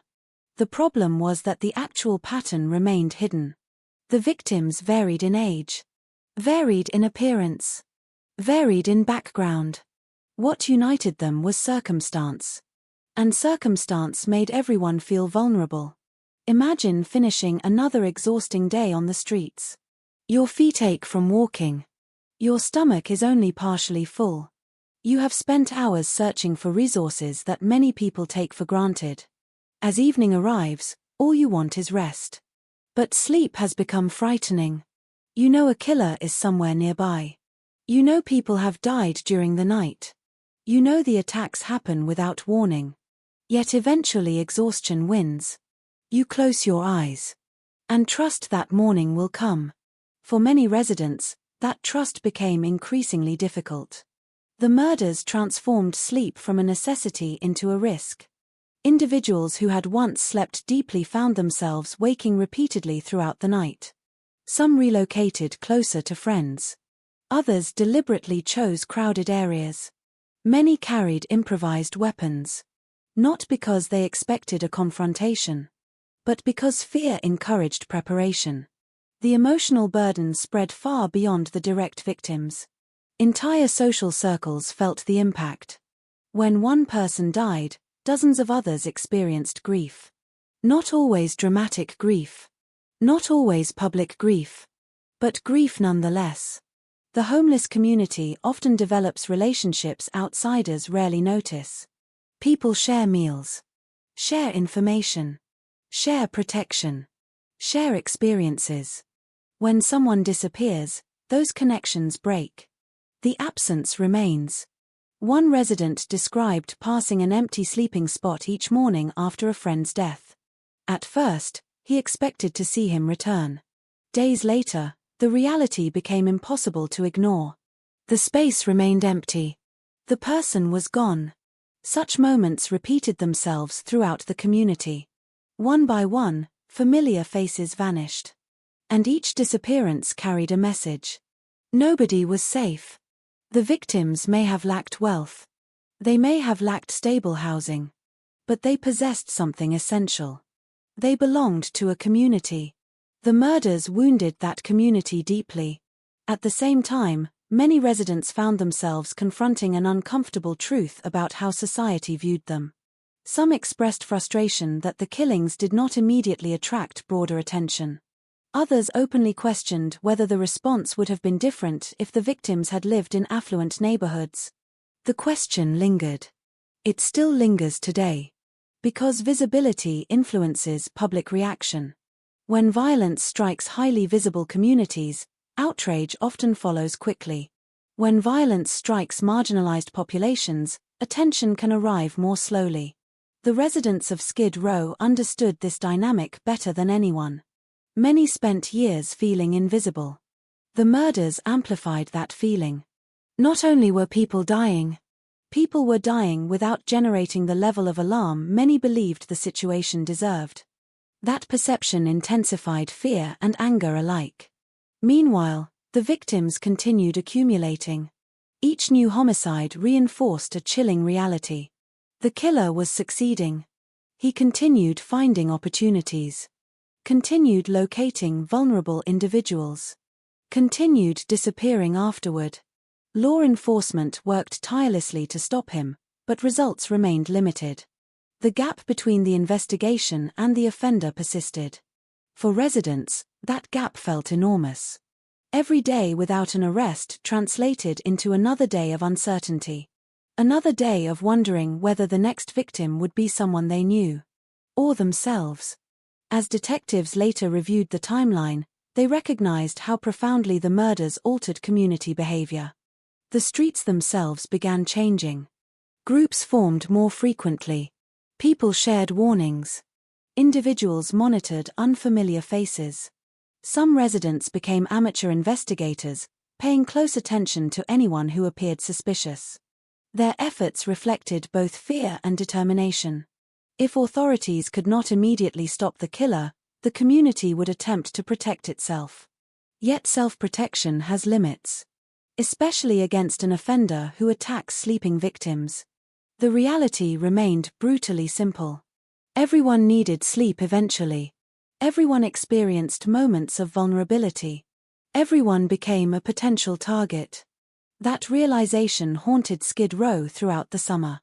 And somewhere within Los Angeles, Alexander Hernandez continued exploiting it. Unlike many serial offenders who cultivate elaborate fantasies surrounding their victims, Hernandez appeared motivated by a mixture of violence, predation, and gang-related identity. Prosecutors would later argue that the murders reflected his desire for status and power. Whether that explanation captures the full truth remains uncertain.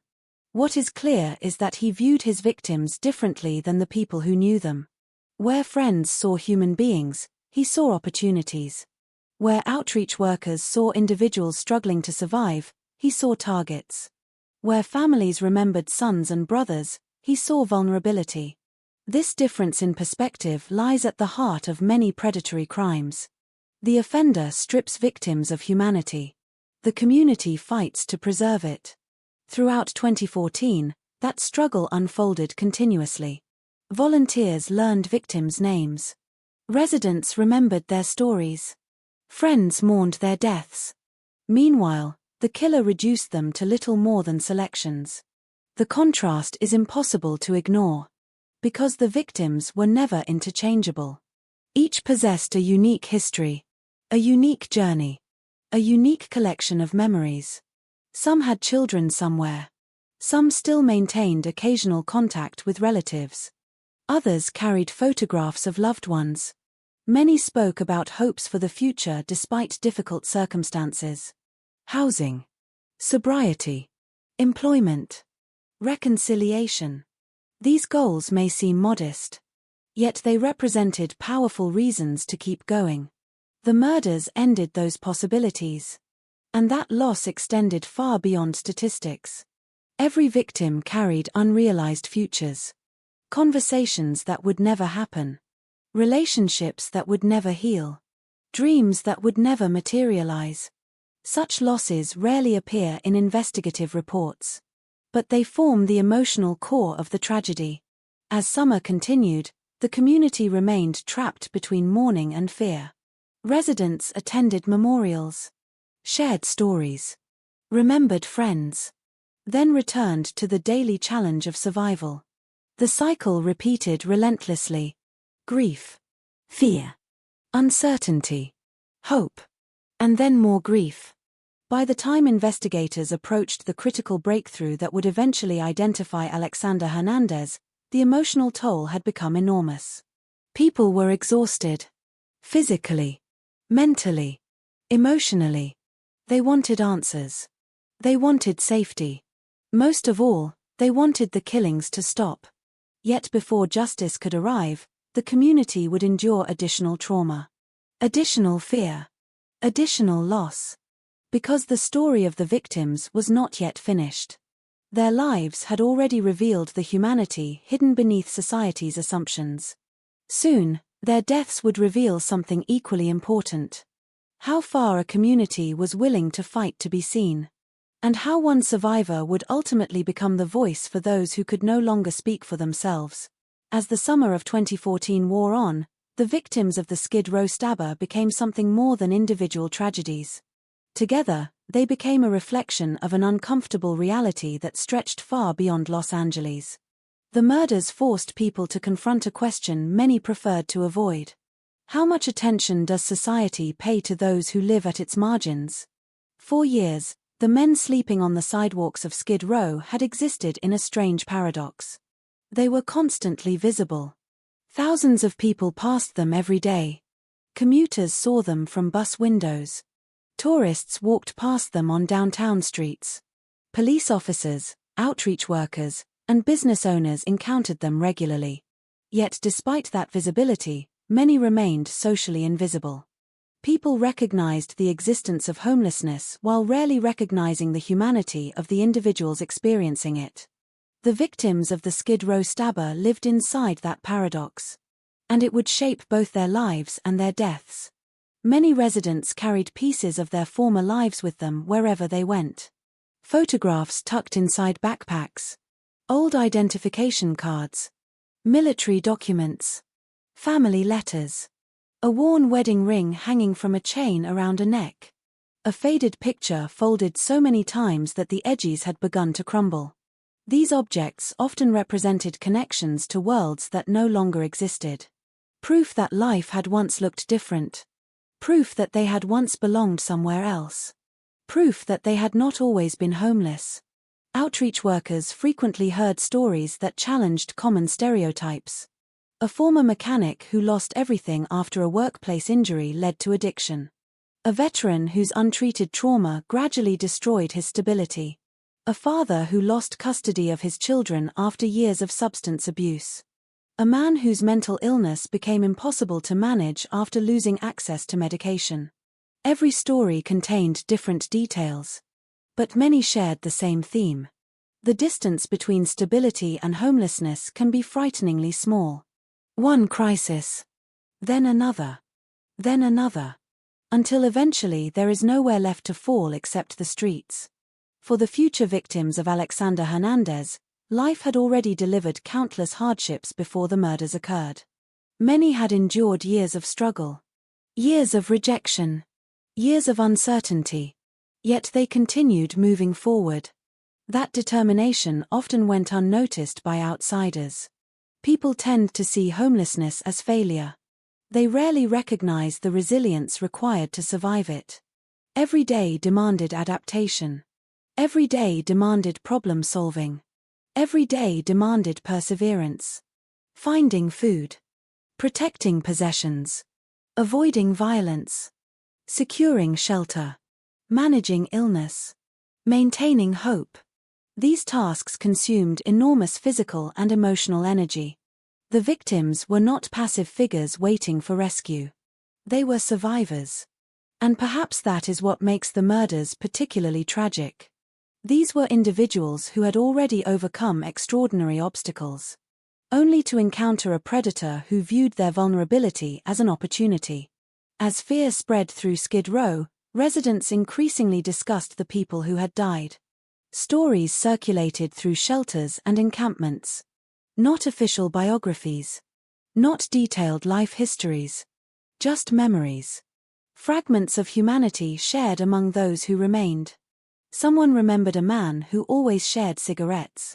Someone recalled a resident who helped newcomers find food programs. Someone spoke about a friend who never missed breakfast at a particular mission. Someone else remembered a person who loved talking about baseball. The details were often small.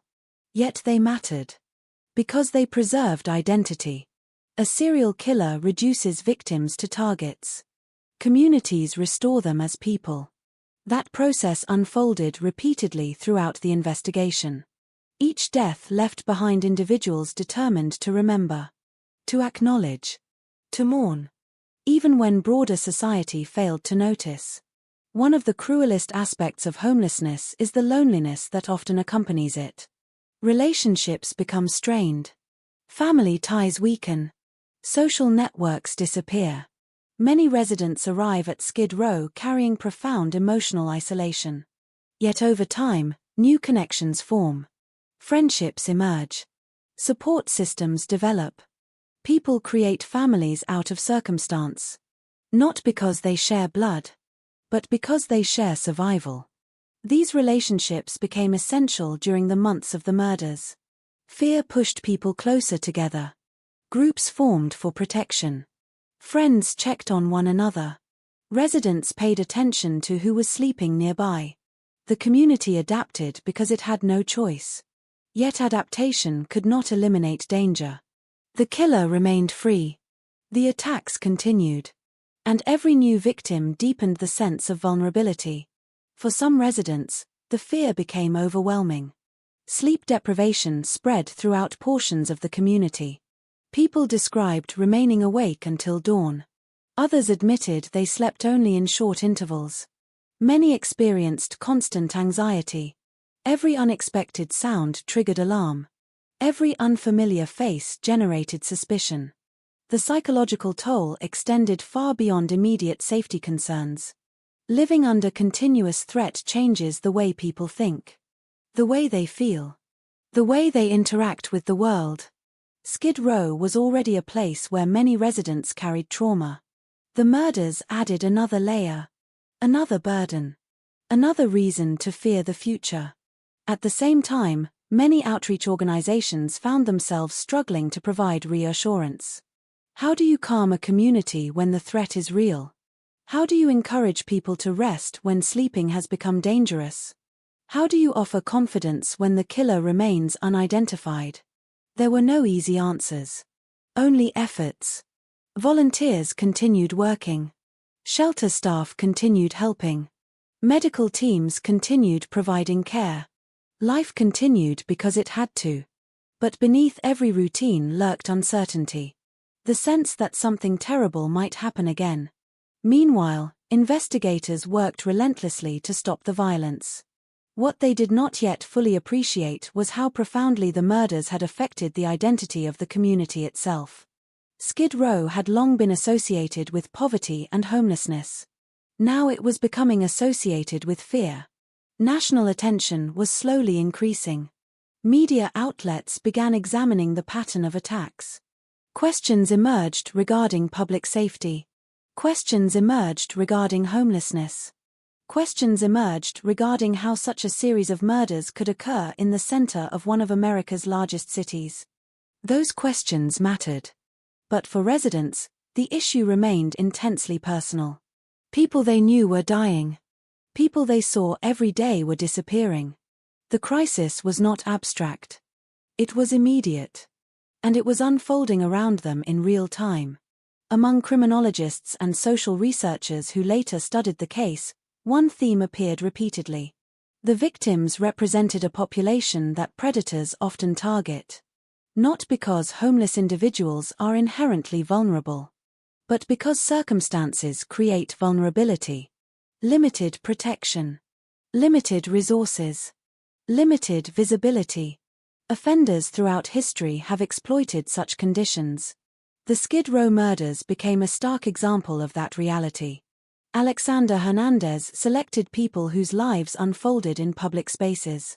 People without locked doors. People without physical barriers. People whose routines could be observed easily. The simplicity of that strategy was horrifying. He did not need elaborate planning. He did not need sophisticated deception. He merely needed access. And access was everywhere. The victims paid the price. Years later, after arrests had been made and trials had concluded, many observers would focus on Hernandez himself. His gang affiliations. His psychology. His crimes. Those discussions are understandable. But they risk overshadowing something equally important. The humanity of the people he killed. The victims were not symbols. They were not merely representatives of homelessness. They were individuals. People who laughed. People who worried. People who remembered better days. People who hoped for better days still to come. One of the lasting lessons of the Skid Row case is that human worth does not disappear when someone loses housing. It does not disappear when someone struggles with addiction. It does not disappear when someone sleeps on a sidewalk. Yet society often behaves as though it does. The murders exposed that contradiction with brutal clarity. As summer approached its final weeks, the community remained trapped in uncertainty. No arrest had been announced. No suspect had been publicly identified. The killer still moved freely through Los Angeles. Residents still faced each night with apprehension. Families still waited for answers. Friends still mourned losses. The names of the victims continued growing. And beneath every new name existed another unfinished story. Another life interrupted. Another future erased. But hidden within that darkness, change was approaching. The case was nearing a turning point. A moment that would alter everything. For months, the victims had been unable to speak. Most were attacked while asleep. Most never saw their killer clearly enough to identify him. The dead could offer only silent evidence. Then fate intervened. One intended victim survived. One man escaped death. One voice emerged from the silence. And with that voice came the first real opportunity to identify the predator who had spent months terrorizing Skid Row. The community did not know it yet. Investigators did not know it yet. Alexander Hernandez certainly did not know it yet. But the balance was beginning to shift. The hunter who had moved through the darkness unnoticed for so long was about to leave behind the mistake that would ultimately destroy him. And the stories of the victims, nearly erased by violence and neglect, were about to become the foundation upon which justice would finally be built. The night offered no warning. No dramatic sign appeared in the sky. No sirens echoed through the streets before the violence began. No one standing beneath the glow of Los Angeles streetlights could have predicted that another life was about to end. That was the terrifying reality of the Skid Row stabber. Death arrived quietly, almost invisibly. It emerged from the darkness with the patience of a predator and disappeared just as quickly. For the victims, there was rarely time to react. Rarely time to understand what was happening. Rarely time even to open their eyes. By the spring of 2014, the routine had become familiar to thousands of people living on Skid Row. As evening approached, residents prepared for another night on the streets. Some searched for a safer sleeping location. Others settled into places they had occupied for months or even years. Blankets were unfolded. Cardboard was arranged on sidewalks. Tents were zipped shut. Conversations gradually faded as exhaustion took over. For many homeless individuals, nighttime represented the only opportunity for rest after a day spent navigating the constant challenges of survival. Their bodies demanded sleep. No matter how frightened they were. No matter how many rumors circulated through the community. No matter how many stories they had heard about an unknown killer. Eventually, fatigue always won. Eyes closed. The city continued moving around them. And somewhere nearby, Alexander Hernandez began searching. The image that would later emerge during the investigation was deeply unsettling. Unlike impulsive killers who act during moments of anger or emotional breakdown, Hernandez appeared deliberate. Patient. Methodical. Witness accounts and evidence suggested that he moved through Skid Row during the late-night hours when most residents were asleep. The streets would grow quieter. Foot traffic would diminish. Potential witnesses would become scarce. The conditions favored a predator. Streetlights cast long shadows across the pavement. Rows of sleeping bodies lined sidewalks. Some people slept beneath tarps. Others rested inside tents. Many simply wrapped themselves in blankets and lay exposed to the night air. To outsiders, the scene might have appeared peaceful. To Hernandez, investigators would later argue, it looked like opportunity. What makes these crimes particularly chilling is the absence of confrontation. Many murders begin with conflict. An argument. A robbery. A dispute that escalates beyond control. The Skid Row murders often lacked those elements entirely. The victims were not participating in dangerous activities at the moment of attack. Many were asleep. Some may never have known their killer was standing beside them. Imagine the vulnerability of that moment. A person exhausted after spending an entire day surviving on the streets. Their body finally surrendering to sleep. Their guard lowered. Their attention gone. Their trust placed in the simple hope that they would wake up the following morning. Then, somewhere in the darkness, a figure approaches. Quiet footsteps. No warning. No announcement. No opportunity to escape. Only sudden violence. The attacks themselves were brutal. Investigators found recurring patterns in the injuries. Many victims suffered multiple stab wounds concentrated around the upper body. The attacks were swift and decisive. Evidence suggested a determination not merely to harm but to kill. The force involved reflected extreme aggression. Yet the killer often vanished before anyone realized what had happened. That contrast fascinated investigators later. The crimes contained two seemingly contradictory elements: explosive violence and remarkable control. The attacks were savage. The escape was disciplined. This combination often appears in predatory offenders who derive power from domination while simultaneously understanding the importance of avoiding capture. Each successful murder reinforced Hernandez's ability to continue. Each escape strengthened his confidence. Each victim increased the fear spreading throughout the community. Meanwhile, residents of Skid Row struggled to comprehend what was happening. At first, many assumed isolated incidents. Violence was not uncommon in the area. People had seen stabbings before. They had seen assaults before. They had witnessed tragedy before. But the similarities between cases became increasingly difficult to ignore. The victims were often found in comparable circumstances. The attacks occurred during nighttime hours. There was little evidence of robbery. No obvious personal motives emerged. A pattern slowly revealed itself. And with every new victim, anxiety intensified. One of the most haunting aspects of the case involves the final moments before each attack. No surveillance footage captures exactly what the victims experienced. No recordings preserve their thoughts. No witnesses observed every detail. What remains are fragments. Evidence collected from crime scenes. Medical findings. Witness statements describing suspicious movements during the night. Together, these fragments paint a disturbing picture. A killer moving among sleeping human beings and making choices. Choosing who would live. Choosing who would die. The randomness of those choices amplified the terror. Residents searched desperately for logic. Perhaps the victims knew the killer. Perhaps they owed someone money. Perhaps gang involvement explained the attacks. People wanted reasons. Reasons create order. Reasons create understanding. The truth appeared far more frightening. Many victims were selected because they were available. Because they were vulnerable. Because they were there. The realization shattered any illusion of safety. If there was no personal connection, anyone could become the next target. That fear transformed nightly life throughout Skid Row. People began sleeping in groups. Friends watched over one another. Some residents deliberately remained awake.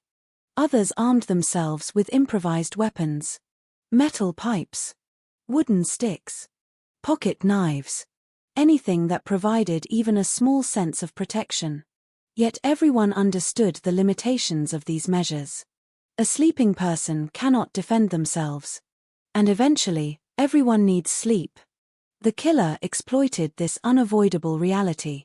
As investigators later reconstructed timelines, they discovered that many attacks occurred during the hours when human alertness naturally declines.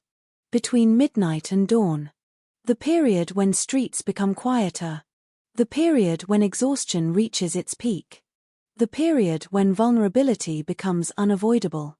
Those hours belonged to Hernandez. At least for a while. The community's fear continued growing throughout the spring and summer. Stories spread rapidly. Some residents claimed to have glimpsed a young man wandering between sleeping areas. Others described feeling watched. A few reported hearing footsteps shortly before discovering victims. Most information remained fragmented. Incomplete. Yet the fragments shared a common theme. Someone was moving through the darkness. Someone was studying people. Someone was hunting. For detectives, this possibility was deeply concerning. Serial predators often engage in behaviors that extend beyond the moment of attack. They observe. They select. They evaluate risk. The evidence increasingly suggested that the Skid Row killer behaved similarly. He was not simply stumbling upon victims. He appeared to be searching for them. The distinction mattered. Because searching implies intention. Searching implies planning. Searching implies future attacks. Every new crime scene reinforced that conclusion. By the middle of 2014, law enforcement agencies recognized the seriousness of the threat. Investigators began coordinating information more aggressively. Patterns were analyzed. Timelines compared. Witnesses re-interviewed. The possibility of a serial offender was no longer theoretical. It was becoming increasingly likely. Yet while detectives worked tirelessly, the violence continued. And nowhere was the impact felt more intensely than among the residents themselves. Many people living in Skid Row described a constant sense of unease. The neighborhood no longer felt familiar. The streets no longer felt predictable. Darkness itself became associated with danger. One resident later recalled scanning every face he encountered after sunset. Another admitted changing sleeping locations almost every night. Others refused to sleep alone entirely. The murders had altered behavior throughout the community. Fear became part of daily life. Not dramatic fear. Not panic. Something quieter. More exhausting. The persistent awareness that death might arrive without warning. Meanwhile, Alexander Hernandez remained unidentified. He moved freely through Los Angeles. No wanted posters displayed his face. No news reports named him. No police officer stopped him on the street knowing he was responsible for multiple murders. To the public, he was invisible. To investigators, he was a mystery. To the victims, he was a nightmare they never saw coming. And as summer progressed, the attacks pushed Skid Row closer to a breaking point. The community had endured months of uncertainty. Months of fear. Months of mourning. Residents desperately wanted answers. Police desperately needed a breakthrough. What nobody realized was that the breakthrough was approaching. Not because the killer intended to stop. Not because investigators suddenly discovered a crucial piece of evidence. But because one future victim would do something the others never had the opportunity to do. Survive. And when that moment arrived, it would transform the entire investigation. For now, however, another night was falling over Los Angeles. Another row of blankets stretched across sidewalks. Another exhausted group of residents prepared for sleep. And somewhere in the darkness, the predator continued moving among them. Still unseen. Still unidentified. Still hunting. As the number of victims increased, a disturbing rhythm began to emerge across Skid Row. The attacks did not happen every night. There were pauses. Days when nothing occurred. Periods when residents allowed themselves to hope that perhaps the danger had passed. Perhaps the killer had left. Perhaps he had been arrested for another crime. Perhaps the nightmare was over. Then another body would be found. And the fear would begin all over again. Those intervals between attacks became a psychological weapon of their own. They created uncertainty. People could not predict when violence would return. There was no schedule. No pattern visible to the public. No warning system capable of identifying the next target. The unpredictability forced residents to live in a constant state of tension. Every quiet night felt temporary. Every peaceful morning felt fragile. By now, stories of the murders had spread far beyond the immediate blocks where the attacks occurred. People arriving at shelters heard about them almost immediately. Newcomers received warnings from longtime residents. Volunteers discussed safety concerns. Outreach workers encouraged individuals to sleep in groups whenever possible. The entire neighborhood seemed to be adapting around the presence of an invisible threat. Yet despite these precautions, the killer continued finding opportunities. That fact deeply troubled investigators. Because it suggested something important. The offender was not acting recklessly. He was choosing moments carefully. He was finding victims despite increased awareness throughout the community. He was adjusting. Predatory offenders often evolve as investigations progress. They learn. They observe. They recognize changes in behavior around them. The evidence increasingly suggested that Hernandez possessed this adaptability. Even as fear spread, he continued operating. Even as residents became more cautious, he continued locating vulnerable individuals. That persistence would later become one of the defining features of the case. The killer was not merely taking advantage of circumstance. He appeared committed to his pattern of violence. Late at night, Skid Row possessed a unique atmosphere. The daytime crowds disappeared. The noise diminished. Storefronts closed. The pace slowed dramatically. Yet the neighborhood never became completely silent. There were always sounds. The distant growl of traffic from nearby freeways. The hum of streetlights. The occasional bark of a dog. A shopping cart rattling across uneven pavement. Voices drifting from somewhere in the darkness. For most residents, these sounds blended into the background after years of living outdoors. But during the months of the murders, every sound acquired new significance. People listened more carefully. They paid attention to movement. They became hyper-aware of their surroundings. A sudden noise could trigger immediate concern. A shadow moving unexpectedly could cause someone to sit upright. The environment itself had changed. Not physically. Psychologically. Fear had altered how people experienced the streets. One particularly chilling aspect of the case involved the apparent ease with which the killer moved through the community. Later testimony and investigative findings would suggest that Hernandez was familiar with the area. He did not appear lost. He did not stand out. He blended into the environment. That ability proved crucial. Skid Row is a place where thousands of people pass through every week. Strangers are common. Unfamiliar faces appear constantly.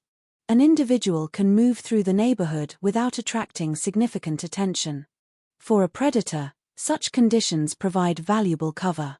Witnesses later recalled seeing a young Hispanic male walking through various sections of Skid Row during nighttime hours. At the time, those observations seemed ordinary. Nothing about the individual appeared especially remarkable. And that was precisely the problem. The killer looked normal. Not harmless. Simply ordinary. The image many people imagine when they think of serial murderers often bears little resemblance to reality. Real offenders rarely announce themselves. They do not walk through neighborhoods carrying signs of their intentions. They blend in. They adapt. They exploit assumptions. Alexander Hernandez appeared to do exactly that. While residents feared an unknown monster, the reality was far more unsettling. The monster looked like just another person walking down the street. Meanwhile, detectives faced mounting pressure. Each new crime scene increased urgency. Each victim represented another reminder that the killer remained active. Investigators reviewed evidence repeatedly, searching for connections that might reveal the offender's identity. Patterns emerged. Victims often slept alone. Attacks occurred during nighttime hours. The weapon appeared consistent. The injuries displayed similarities.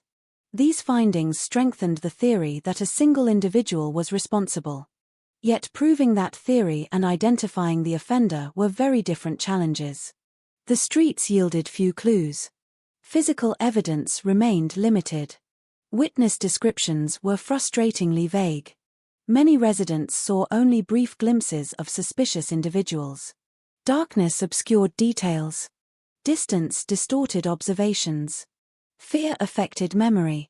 Every piece of information required careful evaluation. Still, investigators continued building their case. One fragment at a time. Back on the streets, another transformation was taking place. The murders were changing relationships within the community. People who had previously kept to themselves began interacting more frequently. Information became a form of protection. Residents shared rumors, discussed sightings, warned one another about potential dangers. A collective survival instinct emerged. The community understood something important. No single person could stop the killer. But together they might reduce the risk. Groups formed naturally. People slept closer together. Individuals watched over vulnerable neighbors. Some residents volunteered to remain awake during portions of the night. These efforts reflected remarkable resilience. Yet they also revealed the depth of the fear. Communities do not fundamentally alter their behavior without reason. And Skid Row had reason. By mid-2014, many residents genuinely believed they were living alongside a serial killer. The evidence supported that belief. The growing number of victims supported that belief. Most terrifyingly, the continued absence of an arrest supported that belief. The killer remained free. And freedom meant opportunity. As investigators later examined Hernandez's behavior, they identified another troubling characteristic. The attacks appeared opportunistic but not random. There is a difference. Random violence lacks selection. Opportunistic violence involves identifying vulnerable circumstances and exploiting them. The victims may not have been chosen individually in advance, but they were chosen deliberately in the moment. That distinction suggests a predator actively evaluating potential targets. Observing. Assessing. Deciding. Then acting. Such behavior reveals a degree of control that many serial offenders possess. Control over timing. Control over victim selection. Control over risk. For months, that control remained intact. And every successful attack reinforced it. Criminal behavior often becomes more dangerous when offenders feel invulnerable. The longer they avoid capture, the more confidence they develop. The more confidence they develop, the greater risks they may eventually take. Investigators did not know it yet, but this pattern was already beginning to unfold. The killer's success was creating vulnerabilities of its own. Not for the victims. For him. Because confidence can become carelessness. And carelessness creates mistakes. Still, that turning point had not yet arrived. For now, the violence continued casting a shadow over every aspect of life in Skid Row. Summer heat lingered over downtown Los Angeles. Residents searched for shade during the day and cooler sleeping locations at night. The city moved through its ordinary routines. Traffic flowed. Businesses operated. Tourists visited attractions. Yet beneath the surface, an invisible crisis persisted. One of the nation's most vulnerable communities was being terrorized by an unidentified serial killer. And many people outside the neighborhood barely understood what was happening. That disconnect would later fuel intense debate. Advocates argued that the victims deserved greater attention, greater urgency, greater recognition. The murders exposed uncomfortable truths regarding whose suffering receives public concern and whose suffering remains overlooked. Those conversations would come later. At this stage, survival remained the priority. Residents wanted protection. Families wanted answers. Detectives wanted a suspect. Nobody yet possessed what they needed. Then, during the late summer of 2014, everything changed. A night arrived that began like so many others. The streets settled into darkness. People prepared for sleep. The killer searched for another victim. By all appearances, it was simply another opportunity. Another attack. Another act of violence hidden beneath the cover of night. But something happened that had not happened before. Something the killer neither expected nor controlled. The intended victim fought back. The intended victim survived. And in surviving, he became the single most important witness in the entire investigation. The months of darkness were finally about to encounter their first real light. The predator who had moved unseen through Skid Row for so long was about to leave behind more than another crime scene. He was about to leave behind a description, a face, a trail, and ultimately, the beginning of his downfall. The attack that changed everything began like all the others. There was no indication that this night would be different. No sign that the pattern which had protected the killer for months was about to break. No sign that the carefully maintained anonymity surrounding the Skid Row stabber was approaching its end. The streets of downtown Los Angeles settled into darkness as they always did. The summer air lingered over the city. Traffic noise drifted through the night from distant roads. Streetlights cast pale circles of illumination across cracked sidewalks lined with tents, blankets, and makeshift shelters. For most residents of Skid Row, another difficult day had finally come to an end. People searched for sleep wherever they could find it. Some gathered in groups. Others rested alone. Many remained uneasy. The fear that had spread through the community over previous months had not disappeared. It lived beneath every conversation. Behind every cautious glance. Inside every decision about where to sleep. The killer was still out there. Everyone knew it. Nobody knew where. Nobody knew when he would strike again. Yet eventually, exhaustion overcame fear. As it always does. Human beings can only remain awake for so long. The body eventually demands rest. And it was during those vulnerable hours that Alexander Hernandez continued doing what he had done throughout the spring and summer of 2014. Searching.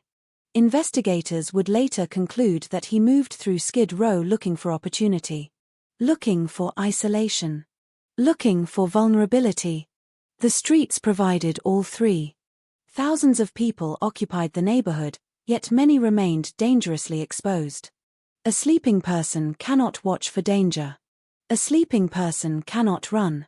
A sleeping person cannot defend themselves effectively. The killer understood this reality. For months, it had worked in his favor.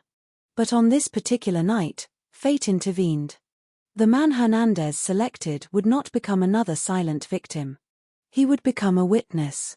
And witnesses can destroy even the most successful predator. The attack happened quickly. Violence often does. One moment there was darkness and stillness. The next moment there was pain. Confusion. Chaos. Unlike previous victims, however, this intended target survived long enough to process what was happening. He saw movement. He saw a figure. He saw details. Not perfect details. Not enough to immediately identify a specific person. But enough. Enough to change the direction of the investigation. Enough to transform a faceless nightmare into something tangible. The survivor later described his attacker as a young Hispanic male. Thin. Relatively young. A man with distinctive tattoos. The description was far from complete. Yet it represented something detectives had lacked for months. A starting point. Until that moment, the killer existed largely as an abstract presence. Investigators knew someone was responsible. They knew a serial offender was operating within Skid Row. But they lacked a meaningful physical description. Now they had one. And that changed everything. The survivor's account spread rapidly through investigative circles. Detectives examined every detail. Every observation. Every remembered feature. Witness testimony is rarely perfect, especially following traumatic events. Memories can become distorted. Fear can affect perception. Darkness can obscure important details. Experienced investigators understand these limitations. Yet they also understand the value of first-hand observations. Even incomplete descriptions can provide critical direction. For the first time, detectives possessed something resembling a face. Meanwhile, word of the attack spread throughout Skid Row. Residents learned that someone had survived. Someone had actually seen the attacker. The news produced a complicated emotional reaction. Relief mixed with fear. Hope mixed with anxiety. The survivor's existence suggested that answers might finally be possible. At the same time, his survival confirmed the danger everyone already suspected. The killer was real. The killer was active. And the killer remained free. Many residents watched developments closely. Months of uncertainty had left the community desperate for progress. People wanted arrests. They wanted safety. They wanted the nightmare to end. For the first time, that possibility seemed realistic. Investigators immediately began comparing the survivor's description with information already collected during the case. Witness statements previously considered insignificant suddenly acquired new importance. Reports involving young Hispanic males received renewed attention. Accounts mentioning tattoos were reviewed. Potential suspects were re-examined. Patterns that once seemed vague started appearing more clearly. The investigation accelerated. What followed demonstrated one of the most important principles in criminal investigations. Major breakthroughs often emerge when multiple small pieces of information finally connect. Rarely does a single clue solve an entire case. More often, a critical clue provides context for evidence that already exists. That is exactly what happened here. The survivor's description did not magically reveal the killer's identity. Instead, it gave investigators a framework. A lens through which previously scattered information could be viewed. And once that process began, the picture sharpened rapidly. Detectives expanded their efforts throughout areas connected to the murders. Surveillance footage became increasingly important. Investigators searched for individuals appearing near multiple crime scenes. Hours of video were reviewed. Movements were tracked. Timelines were constructed. The work was tedious, painstaking, often frustrating. But eventually it produced results. On camera, detectives noticed a man whose presence appeared repeatedly near locations connected to the attacks. He appeared during critical time periods. He moved through relevant areas. His behavior attracted attention. Most importantly, he matched key elements of the survivor's description. The name associated with that individual was Alexander Hernandez. For investigators, the discovery represented a major turning point. Not proof. Not yet. But direction. For the first time, the case possessed a viable suspect. The transition from searching for an unknown offender to investigating a specific individual dramatically altered the landscape. Resources could be focused. Background information could be collected. Associates could be identified. Movements could be analyzed. The investigation suddenly had momentum. Meanwhile, Hernandez remained unaware of how dramatically the situation had changed. For months he had operated successfully. For months he had escaped identification. For months he had benefited from darkness, vulnerability, and a lack of witnesses. Now a witness existed. And that witness had started a chain reaction. As detectives dug deeper into Hernandez's background, troubling details emerged. He was not an unknown figure to law enforcement. He possessed a criminal history. He had documented gang affiliations. Specifically, connections to the notorious Florencia 13 gang. Investigators also learned that he spent time in and around areas connected to the murders. The pieces continued aligning. Each discovery strengthened suspicion. Each discovery narrowed the distance between the killer and accountability. Back on the streets of Skid Row, residents sensed that something was changing. Police activity increased. Investigators appeared more focused. Conversations among officers carried a new level of urgency. People did not yet know the details, but many understood that authorities were moving closer to an answer. After months of fear, even small signs of progress mattered. The community had endured a long period of helplessness. Now, for the first time, there was reason to believe the nightmare might end. Yet danger remained. Until an arrest occurred, Hernandez remained free. Until evidence confirmed his involvement, uncertainty remained. The investigation had reached a critical moment. One mistake could jeopardize everything. Detectives proceeded carefully. They needed evidence capable of surviving courtroom scrutiny. Suspicion alone was insufficient. The victims deserved certainty. The case demanded certainty. The survivor's account had opened the door. Now investigators needed to walk through it. As August 2014 approached its final days, pressure mounted. The suspect had been identified. The pieces were coming together. The investigation was moving faster than ever before. And somewhere within Los Angeles, Alexander Hernandez was unknowingly approaching the end of his freedom. The predator who had spent months moving through darkness now found himself illuminated by evidence. The anonymity that once protected him was beginning to disappear. The fear that had consumed Skid Row was beginning to transform into something else. Hope. Cautious hope. The hope that the next morning would not bring news of another victim. The hope that families might finally receive answers. The hope that justice, delayed for so long, was finally drawing near. For the residents of Skid Row, the survivors' decision to keep fighting for life became far more than a personal act of courage. It became the moment the balance shifted.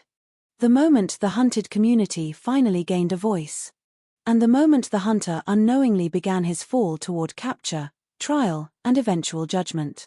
The discovery of a homicide scene is often described as the beginning of an investigation. In reality, it is the beginning of a conversation. A silent conversation between the victim and the investigators. The victim can no longer speak.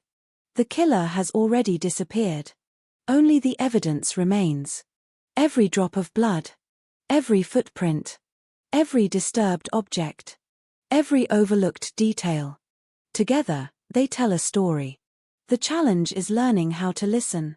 For detectives working the Skid Row murders in 2014, that conversation became increasingly frustrating. The crime scenes seemed to speak in fragments. They revealed enough to suggest a pattern. Enough to indicate a serial offender. Enough to demonstrate that the attacks were connected. Yet never enough to immediately identify the person responsible.